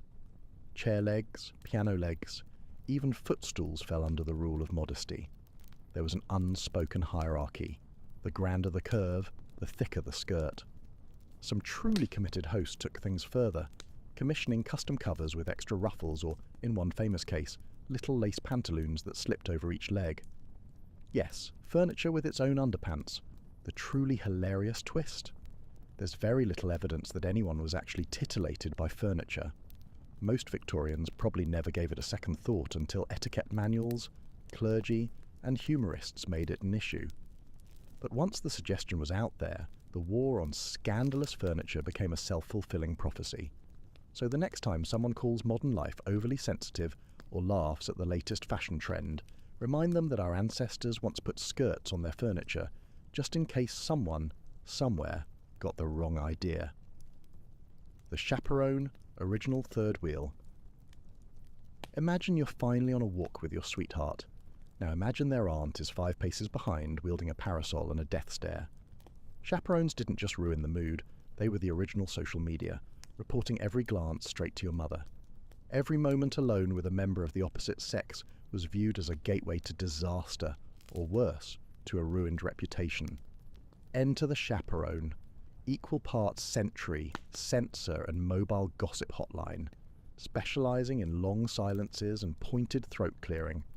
Her job wasn't just to monitor for physical contact, but to guard against dangerous conversation topics like literature, current events, or, heaven forbid, unapproved puns. The power of the chaperone lay in her network. She wasn't just one woman, she was an institution, connected to every other chaperone in town via an invisible web of tea parties and church meetings. Any slip-up, an overly long handshake, a hat tilted at a rakish angle, the reckless sharing of a pastry, could be relayed across the county in record time. Naturally, clever couples developed tactics to evade the ever-present third wheel. Some staged accidental detours in crowded areas, trusting the confusion to shake off their pursuer for a precious minute. Others relied on secret codes, furtive notes, and the world's slowest game of footsie beneath the dinner table. Still, the chaperone usually won. She was always watching, always listening, always ready to swoop in like a Victorian falcon at the first sign of an illicit ankle. So the next time you feel awkward about a third wheel at dinner, spare a thought for the young lovers of Victorian England. Their every glance was catalogued, every smile scrutinised, and every romantic moment interrupted by the looming spectre of Aunt Mildred's parasol. Some people say social media ruined romance, but honestly, the Victorians invented the art of public oversharing. The secret language of flirting. Victorian England loved secret codes, and nowhere was this more complicated than in romance. A dropped glove? Scandalous. A flick of a fan? A full paragraph. Reading body language was basically a competitive sport. One false move and you'd accidentally propose to a stranger. You're at a crowded Victorian ball surrounded by the thrum of violins and the rustle of silk. You lock eyes across the room with a charming stranger. But, alas, speaking openly is out of the question. Enter the secret language of accessories. Fans, for example, were less a way to cool off and more an encrypted telegraph system. Hold your fan open with both hands. Let's be friends. Rest it on your right cheek. Yes. Left cheek? No. Handkerchiefs added another layer of delightful mayhem. To the untrained eye, it was just a piece of linen. But drop your handkerchief in front of a gentleman, and that was the 19th century equivalent of sliding into his DMS. Gloves, too, were a language all their own. Slowly removing a glove, finger by finger, was akin to a proposal. Tap your closed fan with a gloved finger, and you were signalling impatience, or perhaps just hiding the fact that your gloves were 3 sizes too small. For the truly advanced, there were bouquet codes. Each flower was chosen not for beauty, but for its hidden meaning. Red roses meant love, lilies meant purity, and yellow carnations were the Victorian equivalent of being left on red. The result? Elaborate love stories played out entirely in florists' shops and panic-stricken garden parties. The stakes were high, and it was easy to make mistakes. A single misinterpreted gesture could set off weeks of confusion, gossip, and possibly an unexpected engagement to the wrong cousin. Naturally, mothers and chaperones were wise to the games. There are stories of mothers yanking handkerchiefs right out of their daughters' hands mid-drop, or confiscating particularly coquettish fans until after marriage. So the next time you think texting is complicated, spare a thought for the Victorians who managed to build entire romantic sagas out of haberdashery and hand gestures. One wrong flick, and you'd either found true love or started an international incident at the punch bowl. Victorian underwear, an escape room. Before you even got near the main event, you had to get through layers upon layers of linen, whalebone, and steel. It was less about seduction and more about winning an escape room. The process started with the chemise, a simple linen underdress. Romantic, maybe, if you're into sweat-wicking technology. But wait, next came the corset, the Iron Maiden of flirtation. This wasn't your modern, flirty boudoir corset. This was whalebone and laces, a device specifically engineered to reconfigure your internal organs for the viewing pleasure of others. Tight lacing could shrink a waist by several inches, raise a bust line to impressive heights, and trigger an urgent need for smelling salts every time you bent over too quickly. Crinolines came next, and this is where things get truly theatrical. The crinoline was a vast, hooped cage made of steel or horsehair, designed to make your skirt stand out in a perfect bell. Walking in one was a delicate art. Sit too quickly and your skirt launched itself like a spring-loaded catapult, revealing your bloomers to the entire drawing room. Men didn't escape the madness either. A proper Victorian gentleman sported multiple layers. Undershirts, drawers, think long baggy boxer briefs, stockings, garters, and often a woolen modesty belt.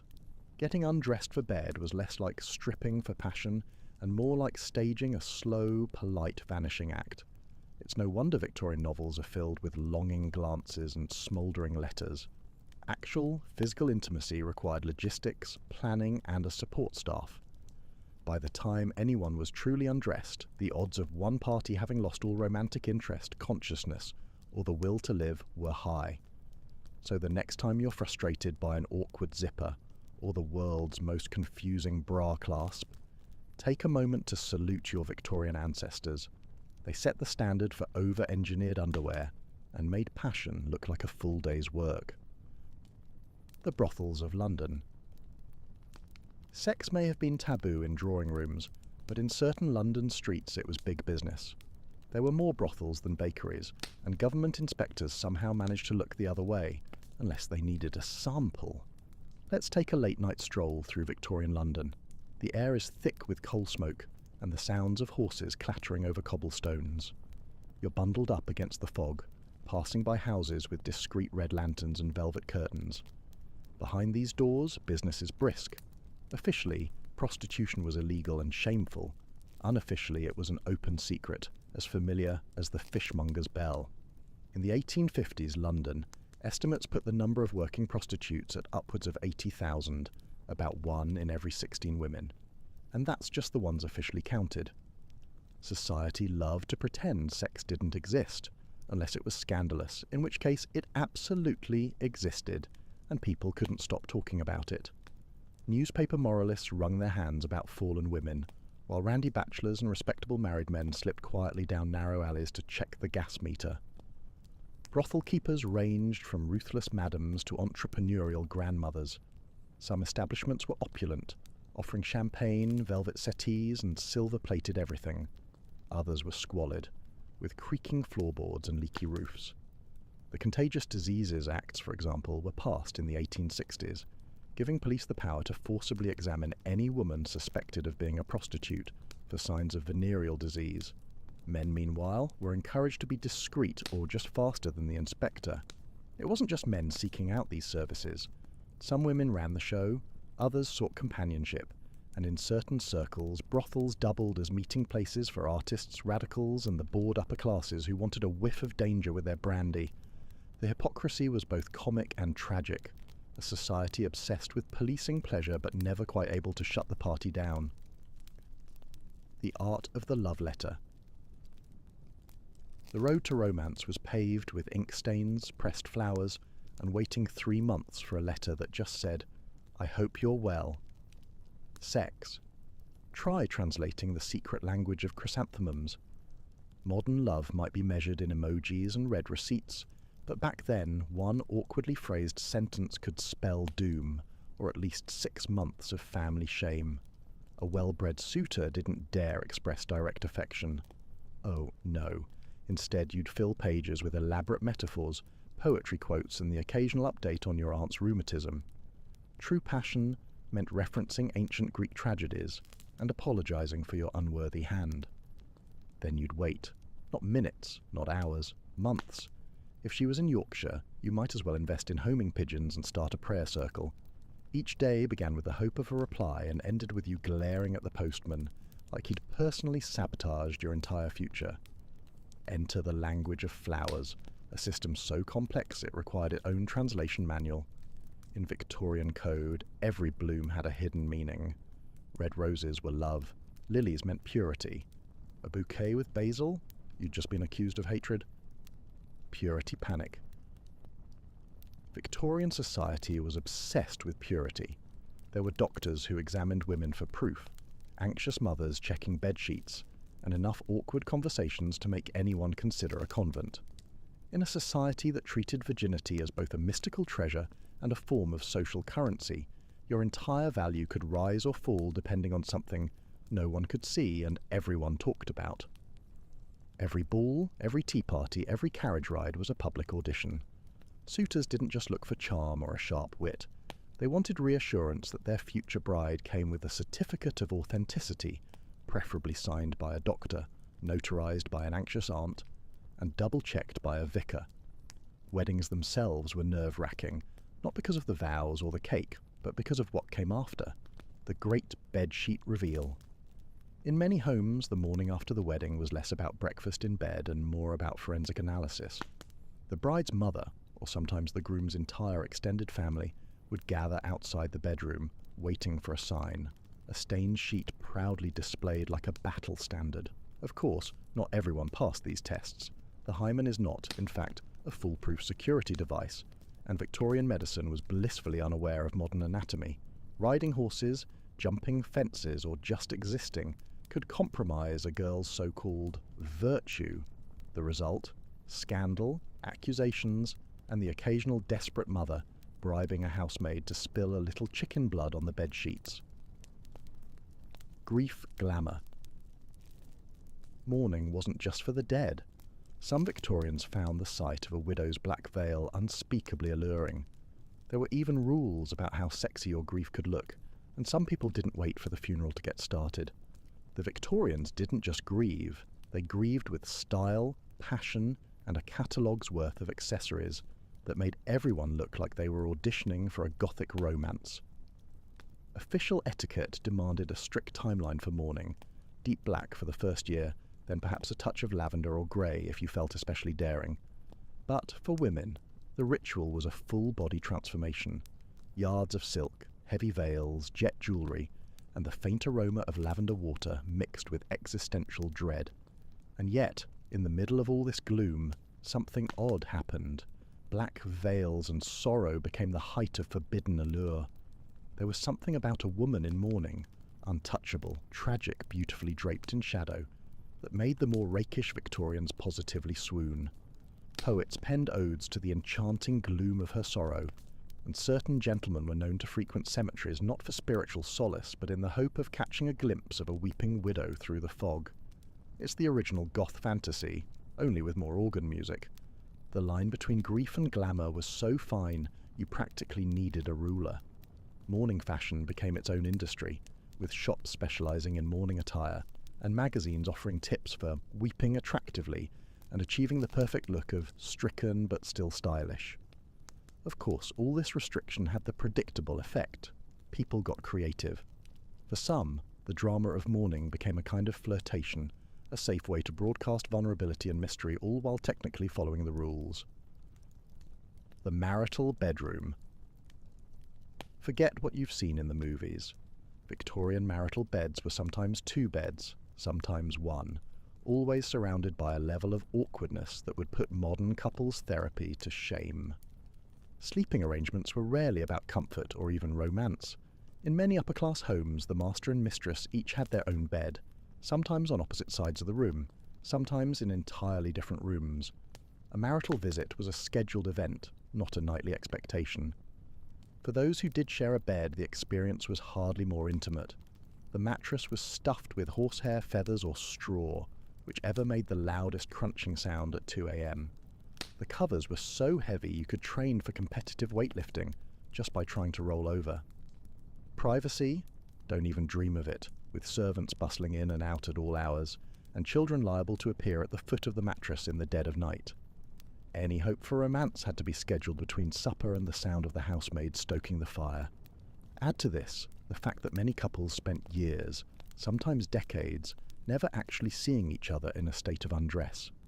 The elaborate nighttime routine involved layers of nightgowns, bed jackets, hairnets, and, for the truly cautious, a nightcap that doubled as a privacy shield.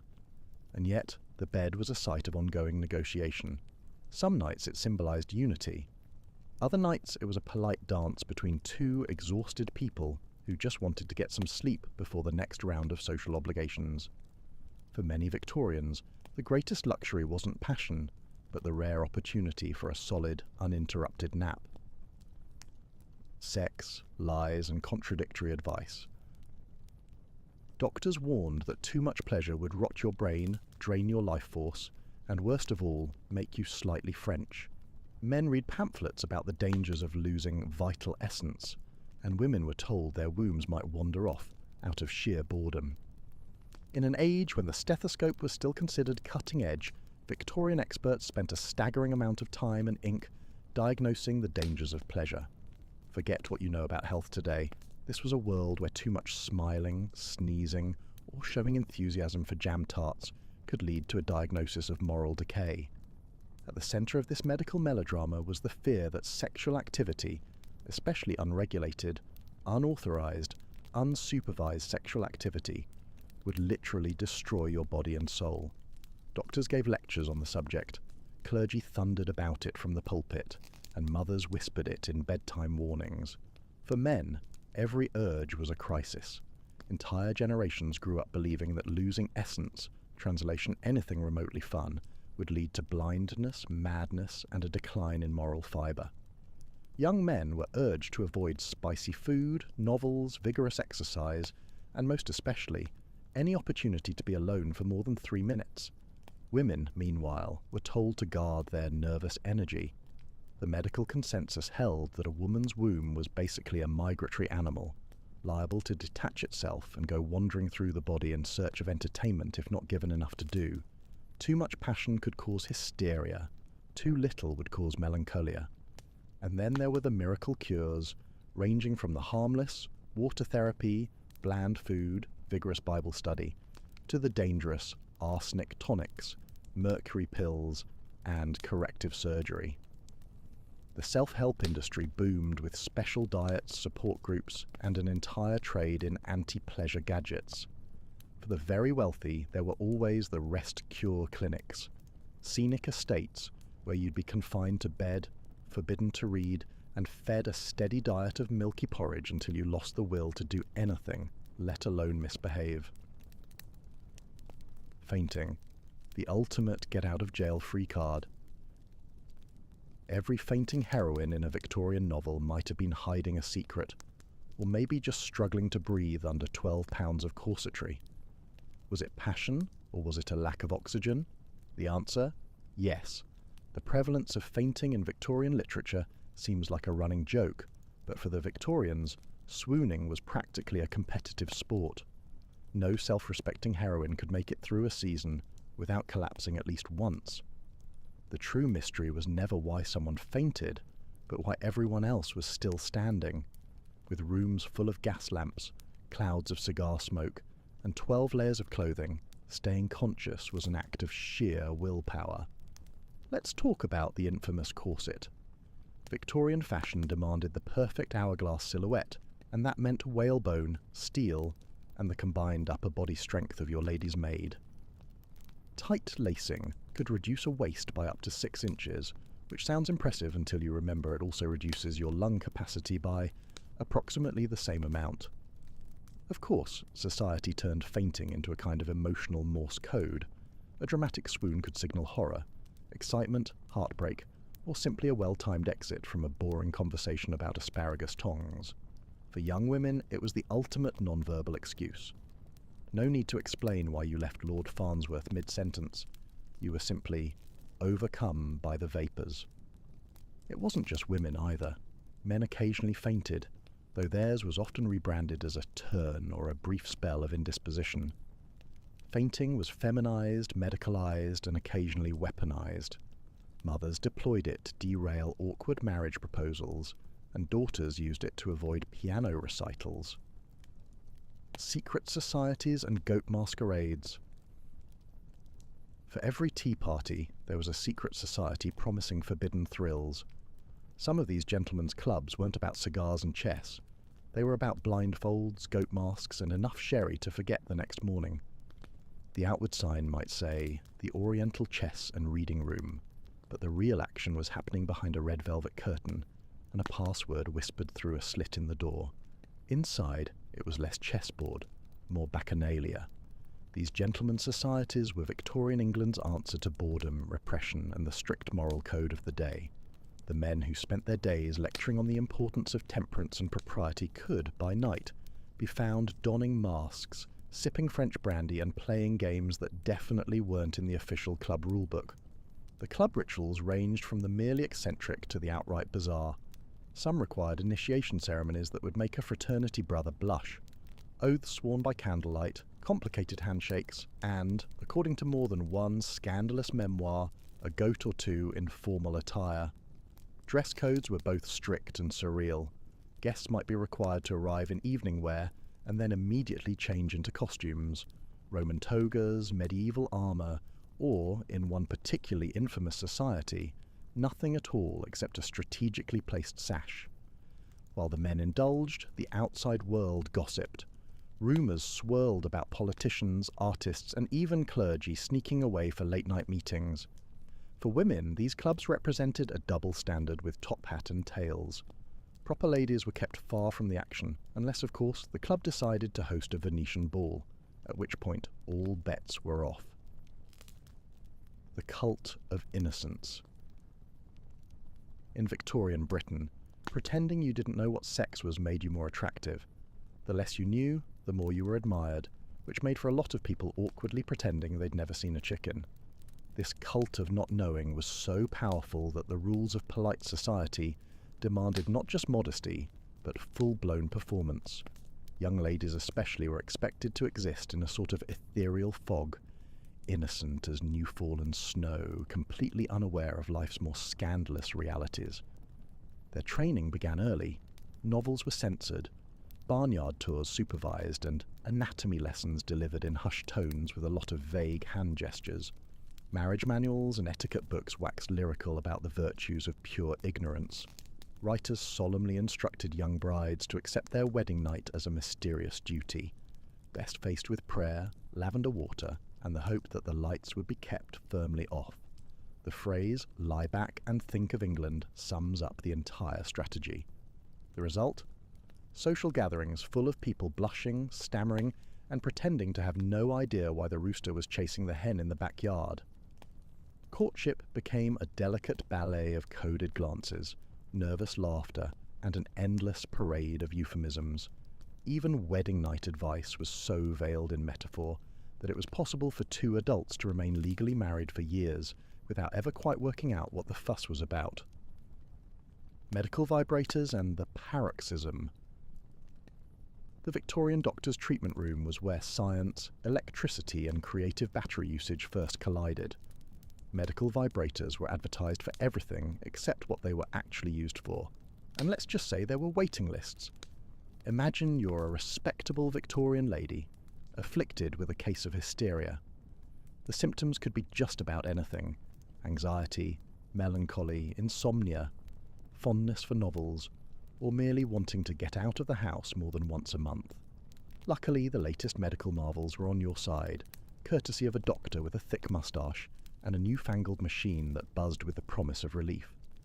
The official story was that these electric massages were designed to treat nervous disorders and restore your feminine equilibrium. The unspoken truth.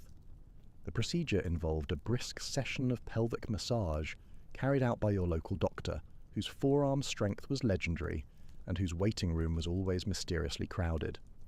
But the demand for hysteria treatments soon became overwhelming. Doctors reportedly developed chronic wrist injuries, truly the hidden epidemic of the Victorian medical community. Necessity being the mother of invention, it was only a matter of time before technology stepped in. Enter the world's first electromechanical vibrator, patented in the 1880s. It was marketed with all the subtlety of a marching band, for health, for vigour, for the relief of lady troubles. Early models looked less like something you'd keep on your nightstand and more like something you'd use to resuscitate a horse. They plugged directly into the wall, buzzed loud enough to rattle the china, and could allegedly bring on paroxysms in under 10 minutes flat. In a world before Netflix, this was the height of evening entertainment. The branding was pure Victorian genius. Advertisements depicted genteel women reclining in parlours, clutching what looked suspiciously like a cross between an egg beater and a power tool. No one ever explained exactly how these appliances were supposed to be used. Modesty demanded that manufacturers leave a lot to the imagination. Flirtation and social peril. One wink, one blush, one accidental brush of the hand, and you could be shunned from polite society forever. Meanwhile, your cousin got away with murder, but at least she didn't look at a man's suspenders. Let's enter the powdery world of the Victorian drawing room, where the stakes were high, the punch was weak, and every fluttered eyelash had the potential to launch a social crisis. It was an era when people could survive cholera, street crime, and the collapse of the British railway bubble, but might not survive a public smile from a stranger. For the Victorian woman, flirtation was a sport played with a straight face, gloved hands, and nerves of steel. Every movement had to be calculated. You could exchange a glance across the room, but only if it was brief enough to pass as an accident, and long enough to be remembered in someone's diary. Men weren't exempt from peril. A gentleman who dared offer a compliment risked being labelled a libertine. God help the poor soul whose hand accidentally brushed a lady's sleeve while reaching for the marmalade. The rest of the table would go silent, the vicar would drop his fork, and someone would begin fanning herself so vigorously the chandelier trembled. In this atmosphere, flirtation became less about actual romance and more about avoiding disaster. Your average young person spent more energy dodging suspicion than actually connecting. Even a well-meaning wink could spiral into weeks of drama, whispered warnings, and a stern letter from an aunt in Bath, reminding everyone that dignity must be preserved at all costs. Of course, some people played the game with panache. There were daring souls who specialised in coded compliments and secret notes tucked inside glove compartments. Couples met in greenhouses, exchanged pressed flowers, and even shared the occasional forbidden dance. 3 steps left, 2 steps right, never making direct eye contact. The allure of the foreign. Anything foreign was both terrifying and irresistible. Parisian can-can dancers caused moral panic, but not enough to keep British gentlemen from sneaking over for cultural appreciation. It's 1890, and you're a buttoned-up Victorian with a monocle and a deep suspicion of garlic. Yet somewhere in your waistcoat pocket is a dog-eared train ticket to Paris, the city your vicar warned you about. You'd never admit it to your bridge club, but you're not going for the museums. You're going for the Moulin Rouge. Victorian England, with its lace curtains and rigid etiquette, was obsessed with what lay beyond its misty shores. Anything French, in particular, could send the British public into a tailspin of desire and disapproval. Parisian nightlife was legendary, a fever dream of velvet, absinthe and dancers who seemed to own more feathers than the entire London Zoo. Newspaper articles blared warnings about the dangerous allure of the French stage, which naturally had the same effect as a parental ban on rock music. Attendance tripled overnight. The upper crust tried to disguise their fascination as intellectual curiosity. "It's not that I'm interested in scantily clad dancers," Lord Butterworth would declare. "I'm simply studying the decline of Western morals." This statement, of course, was often made while clutching a programme from the Folies Bergère and a glass of dubious French wine. At home, the reaction was equal parts outrage and envy. Newspapers published dire warnings about the invasion of foreign indecency, while moral reform societies held emergency meetings. Yet behind the scenes, the same people writing the letters of protest were also ordering French perfume and inviting the local Spanish dancer to liven up the Christmas party. The hypocrisy was spectacular. Marital guides, vague diagrams, and confused advice. Couples in need of guidance could always turn to Victorian household manuals, written by people who probably hadn't figured it out either. Diagrams were vague, advice was contradictory, and the only thing everyone agreed on was, don't talk about it.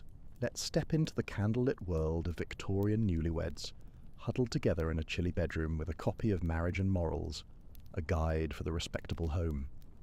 The cover promises to reveal the great mysteries of union, but inside, things get murky fast. You flip through the pages and discover chapter titles like Domestic Harmony, The Delicate Bloom of Affection, and How Not to Be Arrested by the Butler. When it comes to the marital act, however, the tone shifts to a sort of bashful vagueness that makes you wonder if the author ever spoke to an actual human being. The advice usually started with a robust list of don'ts. Don't talk about it. Don't show enthusiasm. Don't let your wife see your ankles. If you must proceed, do so only with the utmost sense of duty, and ideally while thinking about the Queen's latest hat. The diagrams, for their part, were masterpieces of ambiguity. A typical illustration might show two beds separated by a nightstand and a vase of flowers, with arrows pointing in random directions and a footnote reading, "Some adjustment may be necessary." The closest thing to explicit guidance was a warning against immoderate fondness, which apparently led directly to gout, melancholy, or French habits. Privacy was essential. These books were usually kept hidden, stuffed behind a volume of sermons or tucked in a sock drawer. Reading in public was risky. The scarcity of useful information only fed the public's appetite. Rumours swirled about hidden French guides smuggled in from Paris, filled with illustrations so shocking they could wilt a bouquet at 50 paces. The fear of onanism. No Victorian bedroom was safe from the fear of self-abuse. Newspapers warned that onanism caused everything from blindness to bankruptcy, and there were enough warning pamphlets to wallpaper Windsor Castle. Every minor ache was blamed on solitary vice, leaving a nation of anxious hypochondriacs.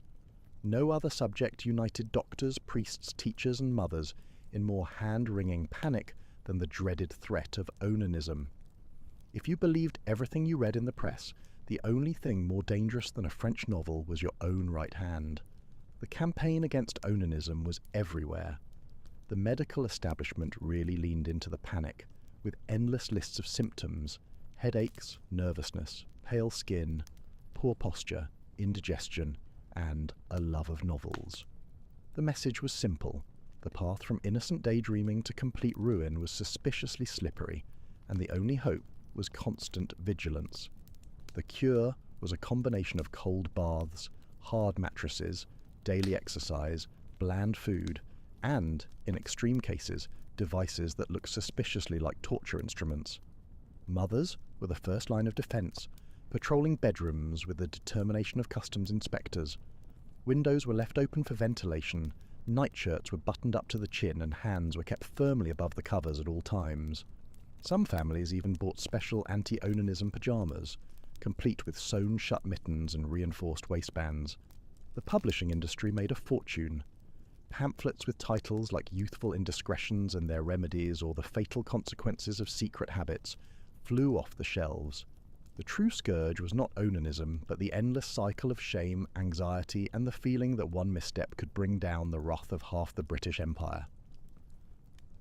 The loopholes of aristocracy. For the upper crust, the rules were strict, but loopholes were everywhere. If you had the right title, you could keep a special friend in a private opera box, slip into secret rooms at the club, or maintain a love nest in Soho. Step inside the world of Victorian aristocracy, a place where the greatest social skill wasn't etiquette, but plausible deniability. On the surface, the Earl or Lady of the Manor might look as stiff and respectable as their oil painting, but a little digging would reveal a life worthy of a soap opera. Let's begin at the opera. For the well-heeled, it was a private box, a velvet-draped, candlelit hideaway perfect for not watching the performance. These boxes were less about Verdi, and more about clandestine meetings with friends whose names never appeared in the programme. Then there were the gentlemen's clubs, ostensibly temples of sobriety and wit. They doubled as the backdrop for more than a few private adventures. Many of London's most exclusive clubs hid entire suites, accessible only to those who knew the right password or handshake. If club life was too risky, the discreet aristocrat might invest in a Soho love nest. These were charming little flats designed for maximum secrecy, complete with fainting couches and a discreet maid sworn to secrecy and paid twice the going rate. Of course, every wild escapade required a good alibi. Enter the business trip, that trusty excuse for disappearing from polite society at suspiciously regular intervals. Family members, for their part, often adopted a see no evil, hear no evil approach. As long as appearances were maintained and no scandals made the papers, everyone pretended not to notice the sudden rash of business travel. The irony was that the trick wasn't avoiding temptation, but learning how to enjoy it with a straight face and an unblemished calling card. So, tonight, as you settle into your soft, blessedly chaperone-free bed, maybe spare a thought for the Victorians, those buttoned-up pioneers of awkwardness who survived an entire era armed only with coded handkerchiefs, questionable pamphlets, and a heroic ability to pretend nothing scandalous was ever happening. You've made it through an evening of fainting couches, anti-masturbation gadgets, and the sort of marital advice that could only have been written by someone who had never actually spoken to another human being. It's honestly miraculous anyone managed to reproduce at all. But under all the corsets and hypocrisy, there was real ingenuity, creative workarounds, secret signals, and a stubborn refusal to let social rules snuff out pleasure or curiosity entirely. If history proves anything, it's that people will always find a way, no matter how many layers of petticoat society piles on top. So, as you drift off tonight, be grateful for your privacy, your personal appliances that don't require winding, and the total absence of medical pamphlets warning that self-love will lead to instant ruin. You can set your own bedtime, admire your own furniture, and fall asleep knowing that the only person judging your habits is probably your cat. Rest easy, and remember, whatever you do, never let anyone shame you for enjoying a comfortable mattress and the freedom to be yourself. Good night.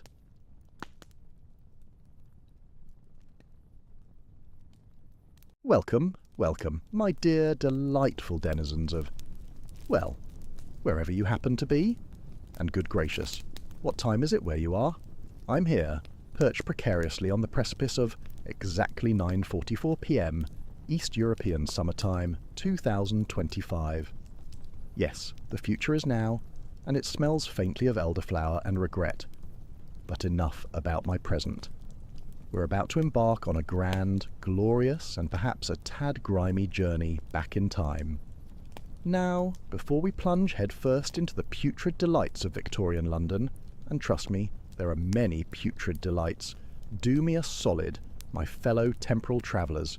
Don't be a stranger. Drop a comment below. Tell me where you're currently huddled and what ungodly hour the hands of your clock are currently clutching. Are you sipping lukewarm tea in Tokyo at dawn, munching on midnight snacks in Minneapolis?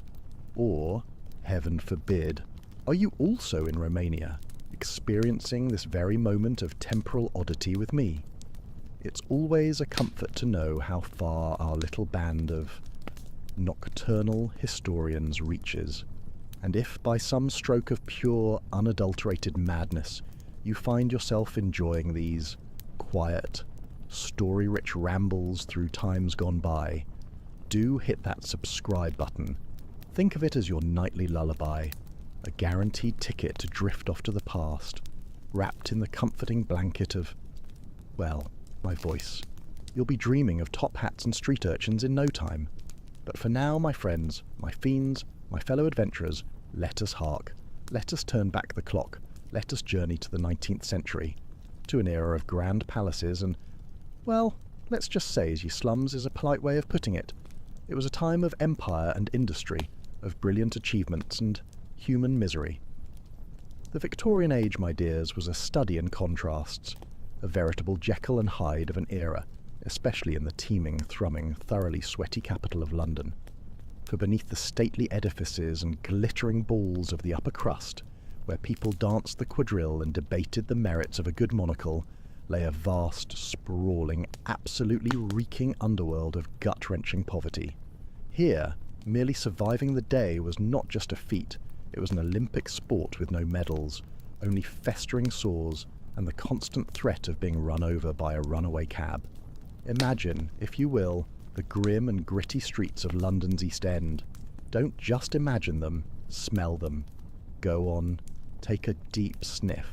Can you detect the subtle bouquet of despair mingled with, let's see, stale beer, unwashed humanity, and the lingering essence of 1,000 forgotten dreams? Rickety tenements teetering precariously, looking like they'd lose a wrestling match with a strong gust of wind.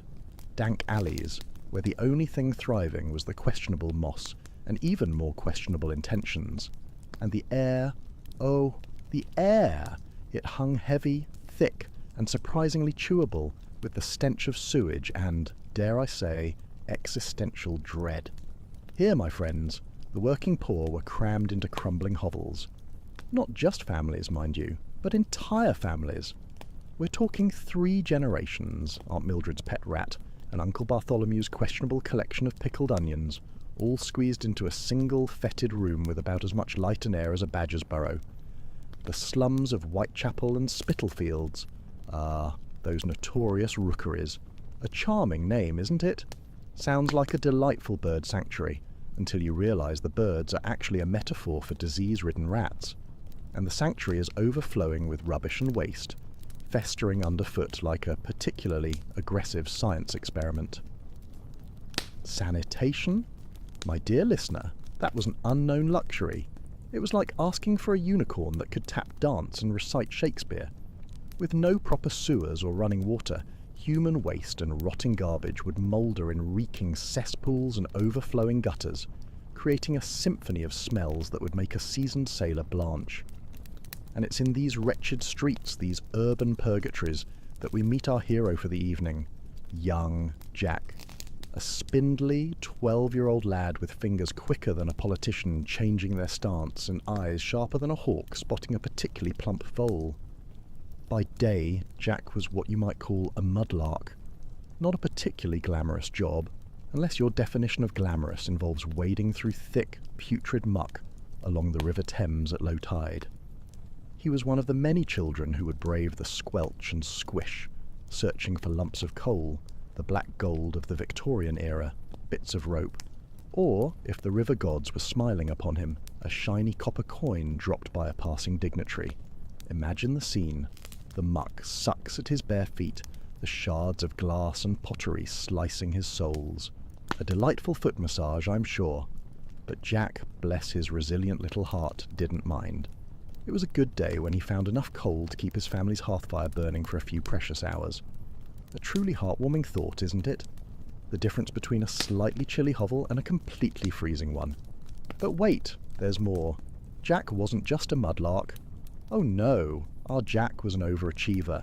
He was also a tosher. And what, you might ask, is a tosher?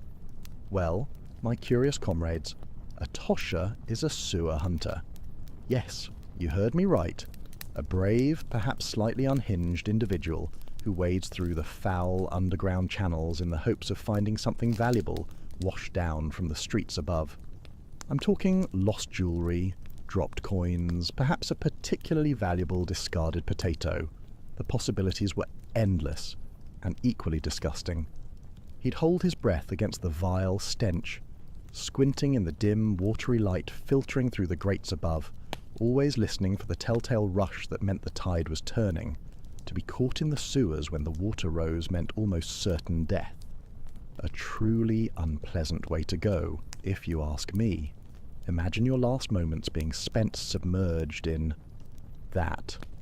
But it was a risk Jack was willing to take for a chance at a few coins to fill his family's perpetually growling bellies. Now, you might be thinking, good heavens, that sounds absolutely dreadful. And you'd be right. But here's the kicker. Jack was one of the lucky ones. Yes, lucky, if you can even call it that. At least he had a family. At least he had a place to lay his head at night, even if it was just a filthy corner of a crowded room, sharing body heat with half a dozen relatives and a rogue cockroach. For those with nowhere else to turn, the workhouses beckoned. Oh, the workhouses. They sounded so inviting, didn't they? Come on in, weary traveller. We promise a meal and a bed. But they were hardly a haven. They were more like, well, imagine a particularly grim Victorian-era version of a budget airline flight. Within their grim walls, the destitute traded their freedom for a crust of bread and a place on a thin, lumpy pallet. Families were separated, meagre belongings confiscated. Oh, is that your grandma's prized thimble? Sorry, dear, that's ours now. And dignity stripped away faster than a street urchin can swipe a sausage. The able-bodied were put to work breaking stones, an activity designed specifically to break spirits, or picking oakum, which involved unpicking old ropes into loose fibres. Thrilling stuff, I assure you. Meanwhile, the elderly and infirm languished in dank wards, probably dreaming of a day when their only exertion was lifting a teacup. Dinner? A tasteless gruel, ladled into crude bowls, and yet, for many, it was still better than starving on the streets. A truly shining endorsement of institutionalized misery, wouldn't you say? One who knew the workhouses all too well was Annie Chapman, a young woman who, tragically, would later meet a grisly end at the hands of Jack the Ripper. As a girl, Annie had stayed in the workhouses when her family fell on hard times. She would later resort to prostitution to survive, walking the dingy streets of Whitechapel, her thin shawl scant protection against the biting cold and the leering glances of the men who prowled the alleyways. A brutal existence, to say the least, and a stark reminder that for many there were precious few options, for those who managed to avoid the workhouses, perhaps by sheer force of will, or by having an uncanny ability to disappear into a cloud of smoke. A job might be found along the bustling docks of the Thames. The Port of London was a hive of activity, a vibrant, chaotic symphony of creaking ropes, shouting men, and the incessant squawking of gulls. Ships from every corner of the globe unloaded their exotic wares, spices, silks, perhaps a crate of particularly pungent cheese. Brawny dockers hefted crates and barrels, their backs straining under the heavy loads. Accidents were as common as fog, with little to no regard for the safety of the workers. A broken bone, a crushed limb. Oh dear, what a shame. That could spell destitution for a man and his family. Because in Victorian London, if you couldn't work, you simply didn't eat. It was a very simple, very brutal equation. Other men sweated long hours in the factories and sweatshops that belched smoke into the already murky sky, turning it a rather fetching shade of industrial grey, in crowded rooms lit by flickering gaslights, which, by the way, smelled like a leaky stove and 1,000 bad decisions. They tended rattling machines and boiling vats. Women and children toiled alongside them, their nimble fingers darting as they stitched garments or assembled small parts. The hours were long, the pay was measly, and the dangers, Oh, the dangers were plentiful, varied, and often quite gruesome. In 1888, a young activist named Annie Besant, and bless her heart for it, drew back the curtain on the horrors of the Bryant and Maymatch factory. The matchstick girls, some as young as 12, worked 14-hour days in rooms choked with white phosphorus fumes. Imagine breathing that in. Many developed a truly grotesque deformity known as phossy jaw, their faces quite literally eaten away by the toxic chemical. Not exactly a glowing endorsement for child labour, is it? Besant's exposé on this white slavery shocked the public, well, some of the public at least, and helped spur the famous London Matchgirl strike of 1888, a small but significant victory against the crushing wheels of industrial indifference. For the poor souls of the East End, the relentless drudgery of their daily lives was occasionally punctuated by a glorious, if fleeting, escape into oblivion. Opium, flooding in from British India, was cheap and plentiful. In the dark, hazy dens that dotted the slums, hollow-eyed men and women would sprawl on stained mattresses, lost in a narcotic haze. For a few precious hours, they could forget the gnawing hunger, the ache of weary bones, and the ever-present threat of eviction, a temporary passport to a world without pain, however artificial. And then there was gin. Gin, the other great leveller, offering a brief respite at the bottom of a bottle. The garish gin palaces, with their tawdry gaslights and sawdust-strewn floors, beckoned with the promise of cheap liquor and raucous company. But the merriment, as it often does with cheap liquor and desperation, often descended into brawls and despairing sobs. Drunkenness stalked the streets, drowning sorrows, yes, but also fueling violence and vice. It was a vicious cycle, often ending with a head in a gutter and a pocket full of regrets. The streets themselves were often shrouded in a dense, noxious fog. Not just any fog, mind you, but a proper pea-souper. Born from thousands of coal fires belching sooty smoke into the damp air, these fogs could linger for days, turning midday into midnight. Imagine walking through a thick yellow-brown soup. In the swirling gloom, the gaslights cast eerie, dancing shadows, making the already twisted alleys even more menacing. It was in these fog-choked streets that a very real terror gripped the city in the autumn of 1888. A sinister figure was on the prowl in Whitechapel, brutally slaying women and vanishing into the night as if he were a phantom made of smoke and shadows. The newspapers, always one for a catchy headline, dubbed him Jack the Ripper, and his grisly crimes ignited a frenzy of fear and morbid fascination. One by one, the bodies of 5 women, all impoverished prostitutes, were discovered, horribly mutilated. The police seemed powerless to stop the carnage, their investigations stymied by the dark, twisting streets, the suffocating fog, and, let's be honest, probably a fair bit of incompetence. Wild theories flew as to the identity of the fiend. Was he a doctor, a butcher, a foreign sailor with a particularly nasty hobby, or even, gasp, a member of the royal family? Despite the best efforts of the police, and by best efforts, I mean a lot of shouting and running in circles, Jack the Ripper was never unmasked. His dark legend lives on, a chilling symbol of the dangers and degradations that stalked the women of the Victorian East End. For those who lived and died in those mean streets, there was little justice, and even less mercy. Indeed, death was a constant spectre, a looming shadow in Victorian London, especially for the poor. Disease ran rampant in the filthy, overcrowded slums. Cholera, spread by tainted water, could fell a strong man in a matter of hours. Typhoid, tuberculosis, and smallpox claimed countless lives, often wiping out entire families with ruthless efficiency. For the upper classes, mourning was an art form. Elaborate rituals, strict codes of etiquette, it was practically a competitive sport. Queen Victoria herself famously wore black for 40 years after the death of her beloved Prince Albert. 40 years. Imagine the dry cleaning bill. But for the poor, even a proper burial was often out of reach. The desperate resorted to the services of the resurrection men. Sounds delightful, doesn't it? Like a religious revival. But no, these were grave robbers, my friends, who snatched fresh corpses to sell to eager anatomists for dissection. The idea of one's loved ones being carved up on a surgeon's slab only added to the misery and dread.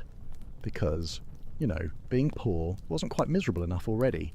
Strangely, this grim world of the poor held a certain fascination for the well-to-do. Slumming became a fashionable pastime. Picture it, Gentile ladies in their finest silks, gawking tourists with their guidebooks, all trekking through the East End hovels, eager for a glimpse of how the other half lived. They gawked at the ragged children, recoiled from the stinking alleys, perhaps tossing a few coins to salve their consciences, like throwing breadcrumbs to particularly unfortunate pigeons. Some, like the journalist Henry Mayhew and a young Charles Dickens, sought to chronicle the lives of the poor, to give voice to their struggles and their sorrows. Their writings helped to spur a growing movement for social reform, a recognition that perhaps something had to be done to alleviate the sufferings of the underclass. A radical thought, I know, but change, as it always does, was slow to come to the fetid streets and alleys. It took the great stink of 1858, and yes, it was precisely as appealing as it sounds, when the stench of raw sewage in the Thames became so overpowering that Parliament was forced to act. Imagine the scene. Politicians accustomed to their ivory towers suddenly confronted with a smell so vile it could strip paint from a wall. They practically sprinted to approve funding for a proper sewer system. Even then, the grand brick tunnels that still serve London today were built more to protect the delicate noses of the elite than to safeguard the health of the poor. Because priorities, darling. Gradually, however, glimmers of progress began to penetrate the gloom. Social reformers like Dr. Thomas Barnardo opened shelters for orphans and street children. The Salvation Army ministered to the destitute with its promise of soup, soap and salvation. A rather appealing package deal, if you ask me. New model tenements offered a glimpse of a better life, with running water and, gasp, private balconies. Imagine the luxury, a place to hang your laundry that wasn't over a cesspool. But for most of the Victorian poor, the grinding hardship and heartache remained the constant backdrop of their brief, blighted lives. They toiled and scraped and suffered, eking out a tenuous existence in the shadows of the glittering wealth and glory of the British Empire. Their struggles may be largely lost to history, relegated to dusty textbooks and morbid documentaries, but they are crucial threads in the vast, complex tapestry of the human story. As we look back at Victorian London, at its fog-shrouded streets and its gaslit horrors, we see a city of towering contrasts, of magnificent achievements and gut-wrenching misery, of glittering opulence and abject despair. It was an age of progress, yes, but also of ruthless exploitation, of soaring hopes and dashed dreams. The poor may have been swept to the margins, ignored and reviled, but their lives mattered. Their stories deserve to be told. So let us remember them, these forgotten souls who lived and died in the shadows of history. Let us marvel at their resilience in the face of unimaginable hardship, and let us mourn for the lives cut short by poverty, disease, and despair. Above all, let us learn from their struggles and let their suffering spur us to build a world of greater justice, compassion, and opportunity for all.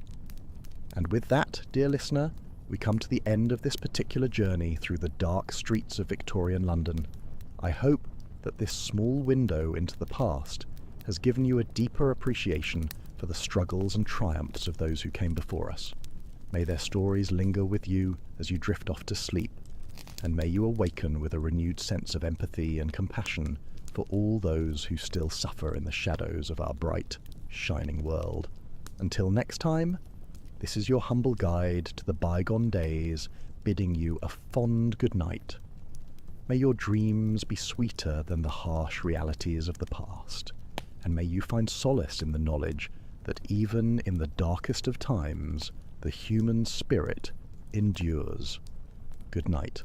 Oh, but wait, we've only scratched the surface, haven't we? This is Victorian London, my friends. A place so ripe with misery and mayhem we could spend a week here. The pain and misery of London's poor, you see, began to stir the conscience of wider society in the Victorian era. Not everyone was content to simply gawk from their carriages. Social reformers and philanthropists, bless their well-meaning souls, took up the cause, advocating for change and working to provide some measure of relief to the suffering masses. One such crusader was none other than Charles Dickens. Yes, that Charles Dickens, the beloved novelist whose vivid depictions of poverty and injustice helped awaken the public to the plight of the underclass. Now, Dickens, born in 1812, knew firsthand the sting of hardship. This wasn't some posh aristocrat pontificating from a gilded cage. Oh no. As a boy, his father was sent to debtor's prison, a charming Victorian institution that basically said, "Can't pay your bills? Enjoy this tiny rat-infested room," forcing young Charles to leave school and work in a factory pasting labels on bottles of bootblacking. Imagine the smell. That experience left a deep impression on the sensitive and observant child, probably giving him a lifelong aversion to shoe polish. As Dickens rose to fame as a writer, he used his platform to shed light on the dark underbelly of Victorian society. His novels, my dear listeners, are populated with unforgettable characters drawn from the ranks of the poor and downtrodden. From the orphan Oliver Twist, who famously had the audacity to ask for more gruel in the workhouse, a truly revolutionary act for the time, to little Nell, a young girl who wanders the industrial wasteland, probably encountering more soot than sunshine. And let's not forget Joe, the crossing sweeper from Bleak House, who knows nothing of the world beyond his meagre street existence. Dickens wove cutting social commentary into his colourful tales of London life, like a particularly skilled tailor sewing a political pamphlet into a waistcoat. He railed against the greed and indifference of the wealthy, and the cruel inhumanity of institutions like the workhouses and debtors' prisons. His immense popularity meant his message reached all the strata of society. It's said that his works did more to raise awareness of poverty than the crusading speeches of any politician, probably because his stories were, interesting. People enjoy a good narrative, even if it makes them feel deeply uncomfortable about the state of the world. Dickens was also instrumental in founding Urania Cottage, a home for young women who had turned to theft or prostitution. Rather than treat them as irredeemable outcasts, the home provided rehabilitation through education, training, and the opportunity for a fresh start, a radically progressive approach for the time. Residents were taught domestic skills like cooking and sewing, with the aim of securing respectable employment, often in the colonies. Because, of course, the colonies were always there for a fresh start, right? The great author's actions revealed his belief that with support and means, even those consigned to society's margins could rise above squalid circumstances. In his own life, he quietly assisted individuals in need, answering a flood of letters appealing for help. Dickens's deep moral conscience and empathy for the poor made him one of the Victorian age's most passionate advocates for their cause. Dickens' life and legacy exemplify how the winds of social change began to stir, however tentatively, amidst the grim poverty of Victorian London. Reformist attitudes slowly gained ground, thanks to activists, politicians, and authors who forced the public to confront the injustices and indignities the poor faced daily.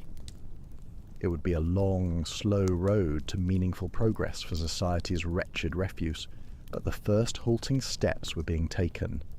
Another flicker of light in the gloom came from Baroness Angela Burdett Coates.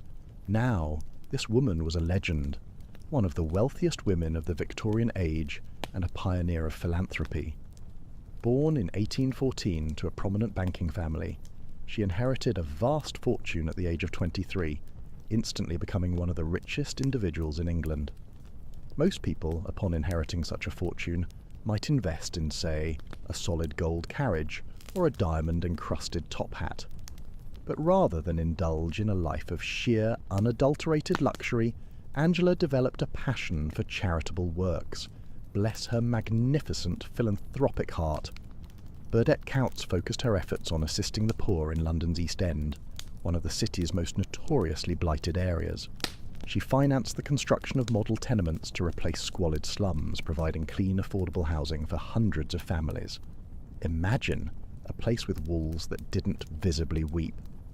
She established a sewing school to teach young women marketable skills and founded a home for fallen women, those who had resorted to prostitution out of desperation. Her approach was innovative in treating the poor with a measure of dignity and respect, in stark contrast to the harsh judgment and condescension they usually faced from their betters. Burdett Coutts was also groundbreaking in her determination to tackle the roots of poverty, not just provide temporary relief. She funded projects to improve sanitation and access to clean water, rightly seeing that disease and poor hygiene were major factors keeping people trapped in poverty. She was a visionary, a woman who understood that throwing a few pennies at a problem wasn't going to solve it. The Baroness was a fierce advocate for the rights and welfare of children. Appalled by the grim fates of London's impoverished youth, she campaigned against the practice of using young boys as chimney sweeps, one of the era's most brutal and dangerous forms of child labour. Small children were sent scrambling up narrow maze-like chimneys choked with coal soot and carcinogenic creosote. Many suffered respiratory ailments, deformities from contorting their growing bodies, and sometimes suffocated when they became stuck. A truly horrific job, the kind that gives you nightmares just thinking about it. Burdett Coutts used her influence to lobby for protective legislation, resulting in the Chimney Sweepers and Chimneys Regulation Act of 1840, which prohibited the use of children under 16 for this work. A small step, but a monumental one. She was also a key supporter of the Ragged School movement, which established hundreds of free schools to educate poor children and keep them off the streets. Imagine the impact. Giving a child a chance at an education, a chance at a different life, instead of a life spent scrabbling in the mud or up a chimney. Well into her 80s, Burdett Coutts continued to pour her time and fortune into bettering the lives of London's forgotten poor. Contemporaries described her as having an almost saintly aura, her face lined with sympathy and wisdom. Queen Victoria herself was so taken with the Baroness's good works, she proposed elevating her to the peerage, making her the first woman to be made a peer in her own right. Take that, patriarchy. The Baroness's shining example helped inspire a new ethic of philanthropy among Britain's upper crust.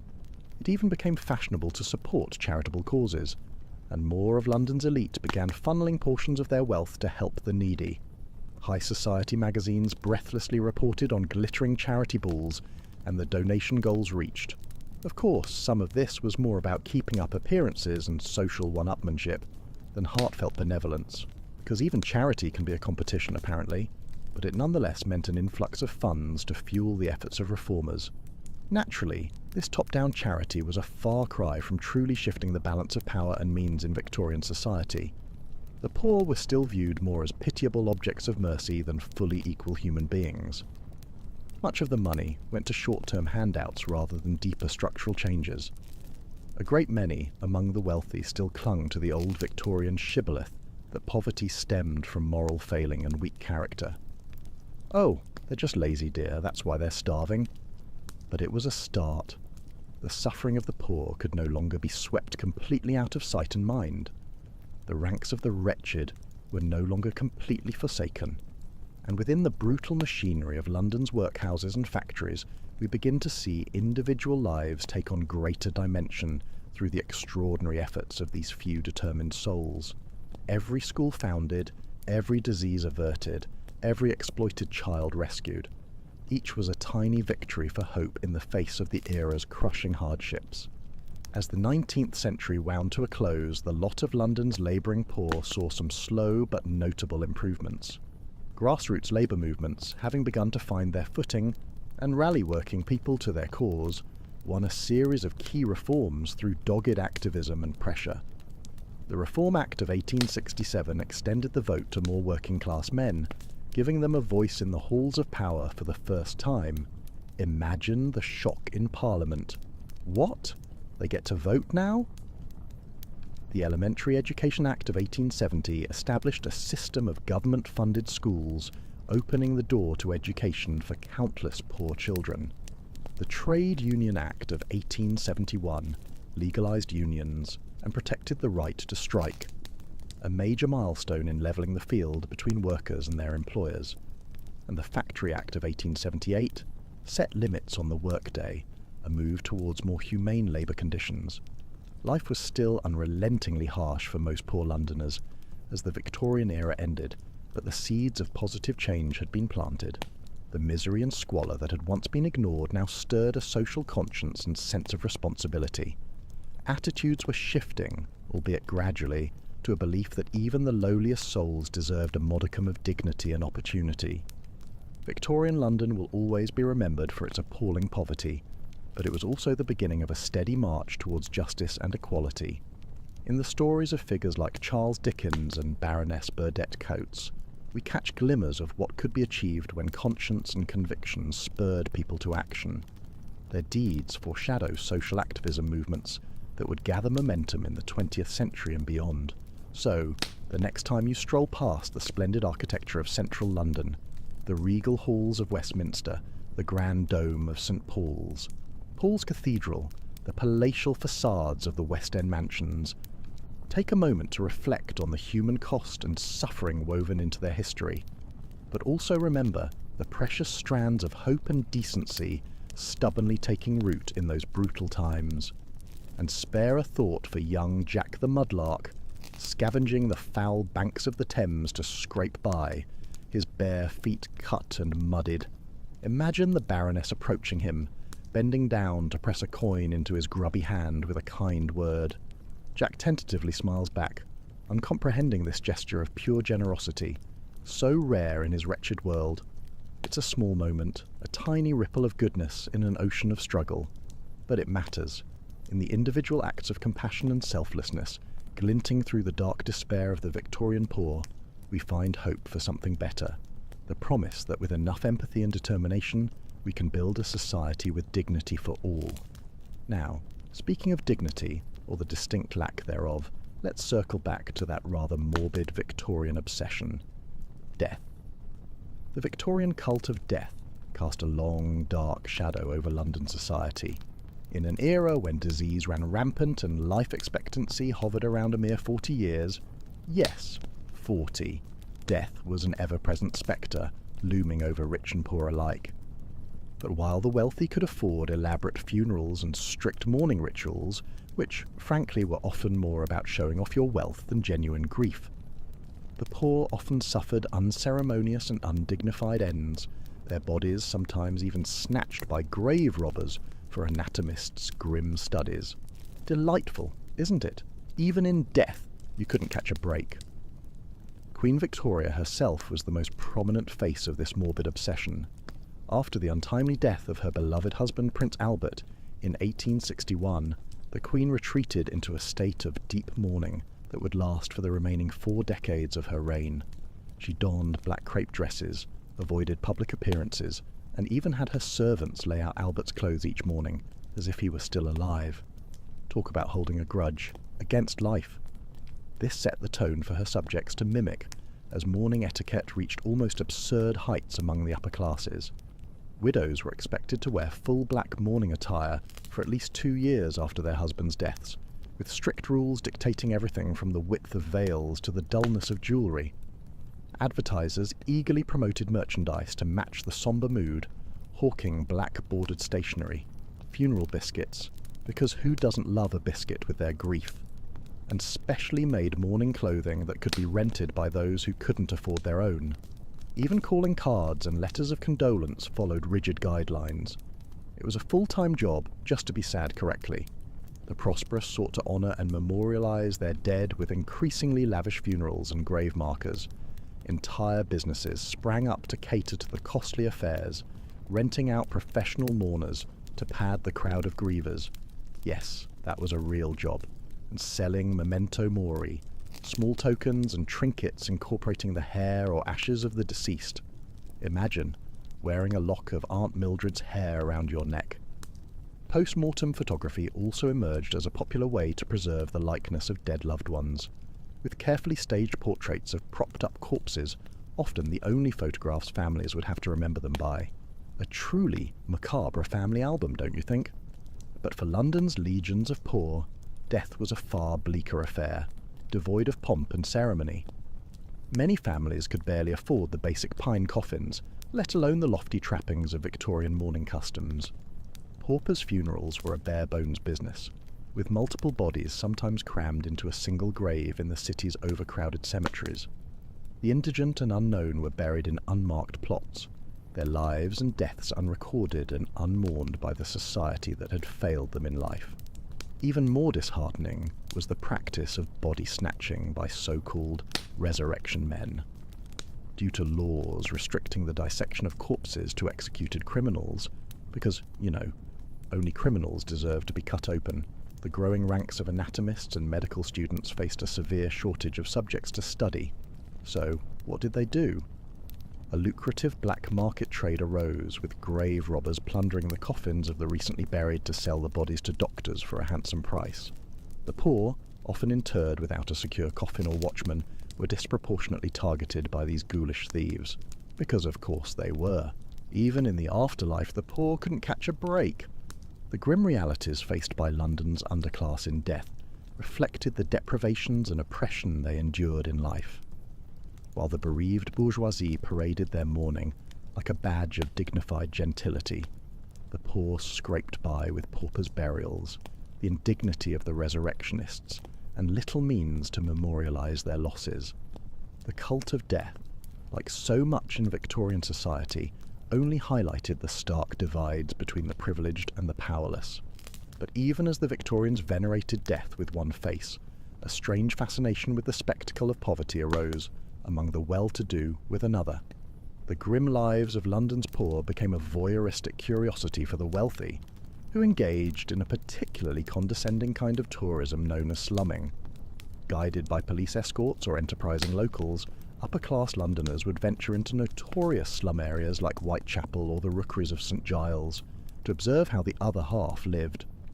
They gawked at residents eking out a living in cramped, crumbling tenements and sidestepped the sewage and filth clogging the streets. Some even played at dressing down to blend in, swapping silks and top hats for rough woolens and caps. Imagine the faux authenticity. Of course, these brief jaunts into the nether regions of London life offered only a sanitised glimpse of poverty, coloured by the comfortable distance of privilege. The wealthy could satisfy their lurid curiosity with an afternoon stroll through the slums before retreating back to their cosy carriages and elegant squares, leaving the poor to their plight.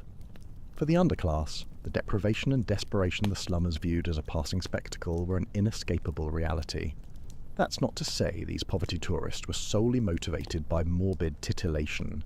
Some, like social researcher Henry Mayhew and novelist Charles Dickens, yes, him again, aimed to document the conditions of the poor to spur action and reform. Mayhew's book, London, Labour and the London Poor, offered a groundbreaking and sympathetic study of street hawkers, beggars, and scavengers. Dickens drew on his own impoverished childhood to seed his novels with vivid, often sentimentalised portraits of workhouses and orphans. Writers and reformers like Mayhew and Dickens did help raise awareness of the plight of the poor, but progress was painstaking, and many Victorians remained apathetic or even hostile to aiding those they saw as lazy, immoral and undeserving. The squalid spectacle of slum life inspired more gawking than meaningful change for many years. Gradually, however, the sheer severity of the suffering began to stir the conscience of Victorian society. The combined efforts of crusading journalists, philanthropists, and newly formed charitable organisations cast a harsher light on the failures of Britain's vaunted empire to provide for its most vulnerable subjects. Small seeds of reform took root, though frustratingly slowly for those mired in misery. Religious missions like the Salvation Army, established in 1865, offered aid and ministered to the poor under the banner of Christianity, with its sleeves rolled up. They provided food, coal, shelter, and limited education to the needy, alongside a dose of evangelical preaching. Social activists like Dr. Thomas Barnardo, yes, we mentioned him, but he deserves another shout-out, and Lord Shaftesbury agitated for child welfare reforms, taking in street urchins and campaigning against the evils of child labour. The horrific housing of London's poor also drew the attention of social campaigners. American journalist Jacob Riis chronicled the squalid conditions in his muckraking classic, How the Other Half Lives, which spurred slum clearance efforts and the construction of model dwellings like the Peabody Estates. While these tenements offered marginal improvements over the old rookeries, they still fell woefully short of providing truly humane housing, because, a slight improvement from rat-infested hovel to slightly less rat-infested box is still not quite dream home. Other gradual gains, like the Education Act of 1870, that allocated government funds for new schools, and the formation of settlement houses to aid poor families mark tentative but important steps towards easing the burden of poverty. But the pace of progress failed to match the urgency of need, and hundreds of thousands of Londoners continued to subsist in wretched conditions for decades to come. It would ultimately take a public health catastrophe to spur one of the most transformative social reforms of the Victorian era. For years, London's primitive sanitation system had struggled to contain the massive amount of waste produced by the booming city. Human excrement and industrial runoff drained into rickety cesspools and crude sewers that emptied directly into the Thames, contaminating wells and spreading waterborne diseases like cholera. A truly charming ecosystem, wouldn't you say? The hot summer of 1858 brought this festering problem to a head in the form of the Great Stink. Unusually high temperatures, coupled with a lack of rainfall, left the river a stagnant, reeking soup of human and animal waste. The stench was so overpowering that sheets soaked in lime chloride were draped over the windows of Parliament in a futile attempt to keep the odious vapours at bay, with many politicians taking to carrying nosegays to suppress their gags. Imagine the scene: dignified gentlemen holding flowers to their noses, trying to debate the fate of the empire while battling the smell of, well, everything. Fears that the fetid miasma would spark another deadly cholera epidemic finally pushed legislators to act. They granted funding to the Metropolitan Board of Works to construct a groundbreaking network of brick-lined interceptor sewers and pumping stations, designed by Chief Engineer Joseph Bazalgette to carry waste far downstream from the city centre. The southern outfall sewer alone stretched a staggering 7 miles long. Along the way, the Thames embankment was built to further beautify and sanitise the river. Completed in 1865, Bazalgette's pioneering sewer system was a massive feat of civil engineering that vastly improved public health and hygiene for Londoners of all classes. Cholera cases plummeted, and the noxious odour abated. The Thames began to recover from centuries of abuse. The benefits of this investment are still enjoyed by the city today, a rare bright spot of unequivocal progress amid the murky miseries of Victorian London. For despite the halting reforms and works of mercy, the poor still faced a harsh and heartbreaking reality. As the 19th century wound to a close, children laboured in dangerous factories and scavenged for scraps in scrapyards. Women sold matches and flowers for pennies, or resorted to prostitution to fill their bellies. Families wasted away in workhouses and rotted in rookeries. The very embodiment of this enduring suffering can be seen in the infamous murders of 1888. That year, a string of brutal killings shocked the city and cast a global spotlight on the festering underbelly of the empire's capital.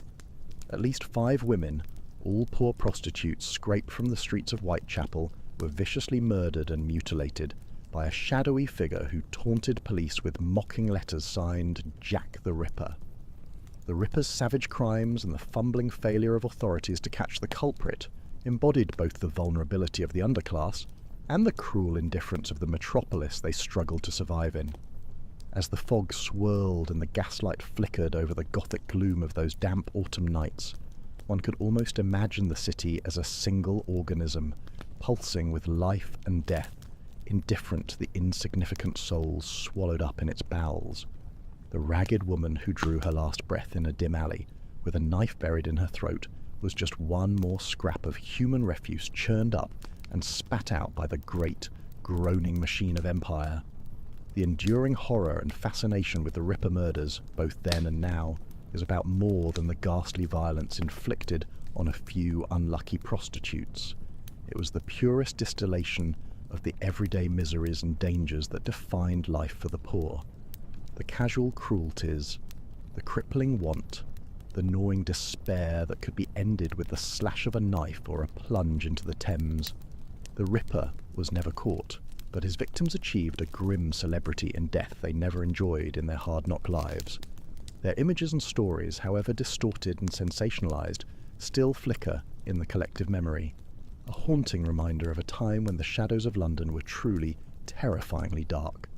And so, my dear listeners, our epic, hour-long, or perhaps slightly more, who's counting, journey through the less than glamorous yet utterly fascinating underbelly of Victorian London comes to a close. Thank you for your ears, your patience, and for not abandoning me in a virtual alleyway. Until our next historical delve, stay curious, stay compassionate, and for goodness sake, appreciate modern plumbing. Good night, and may your dreams be free of both pea soupers and phossy jaw.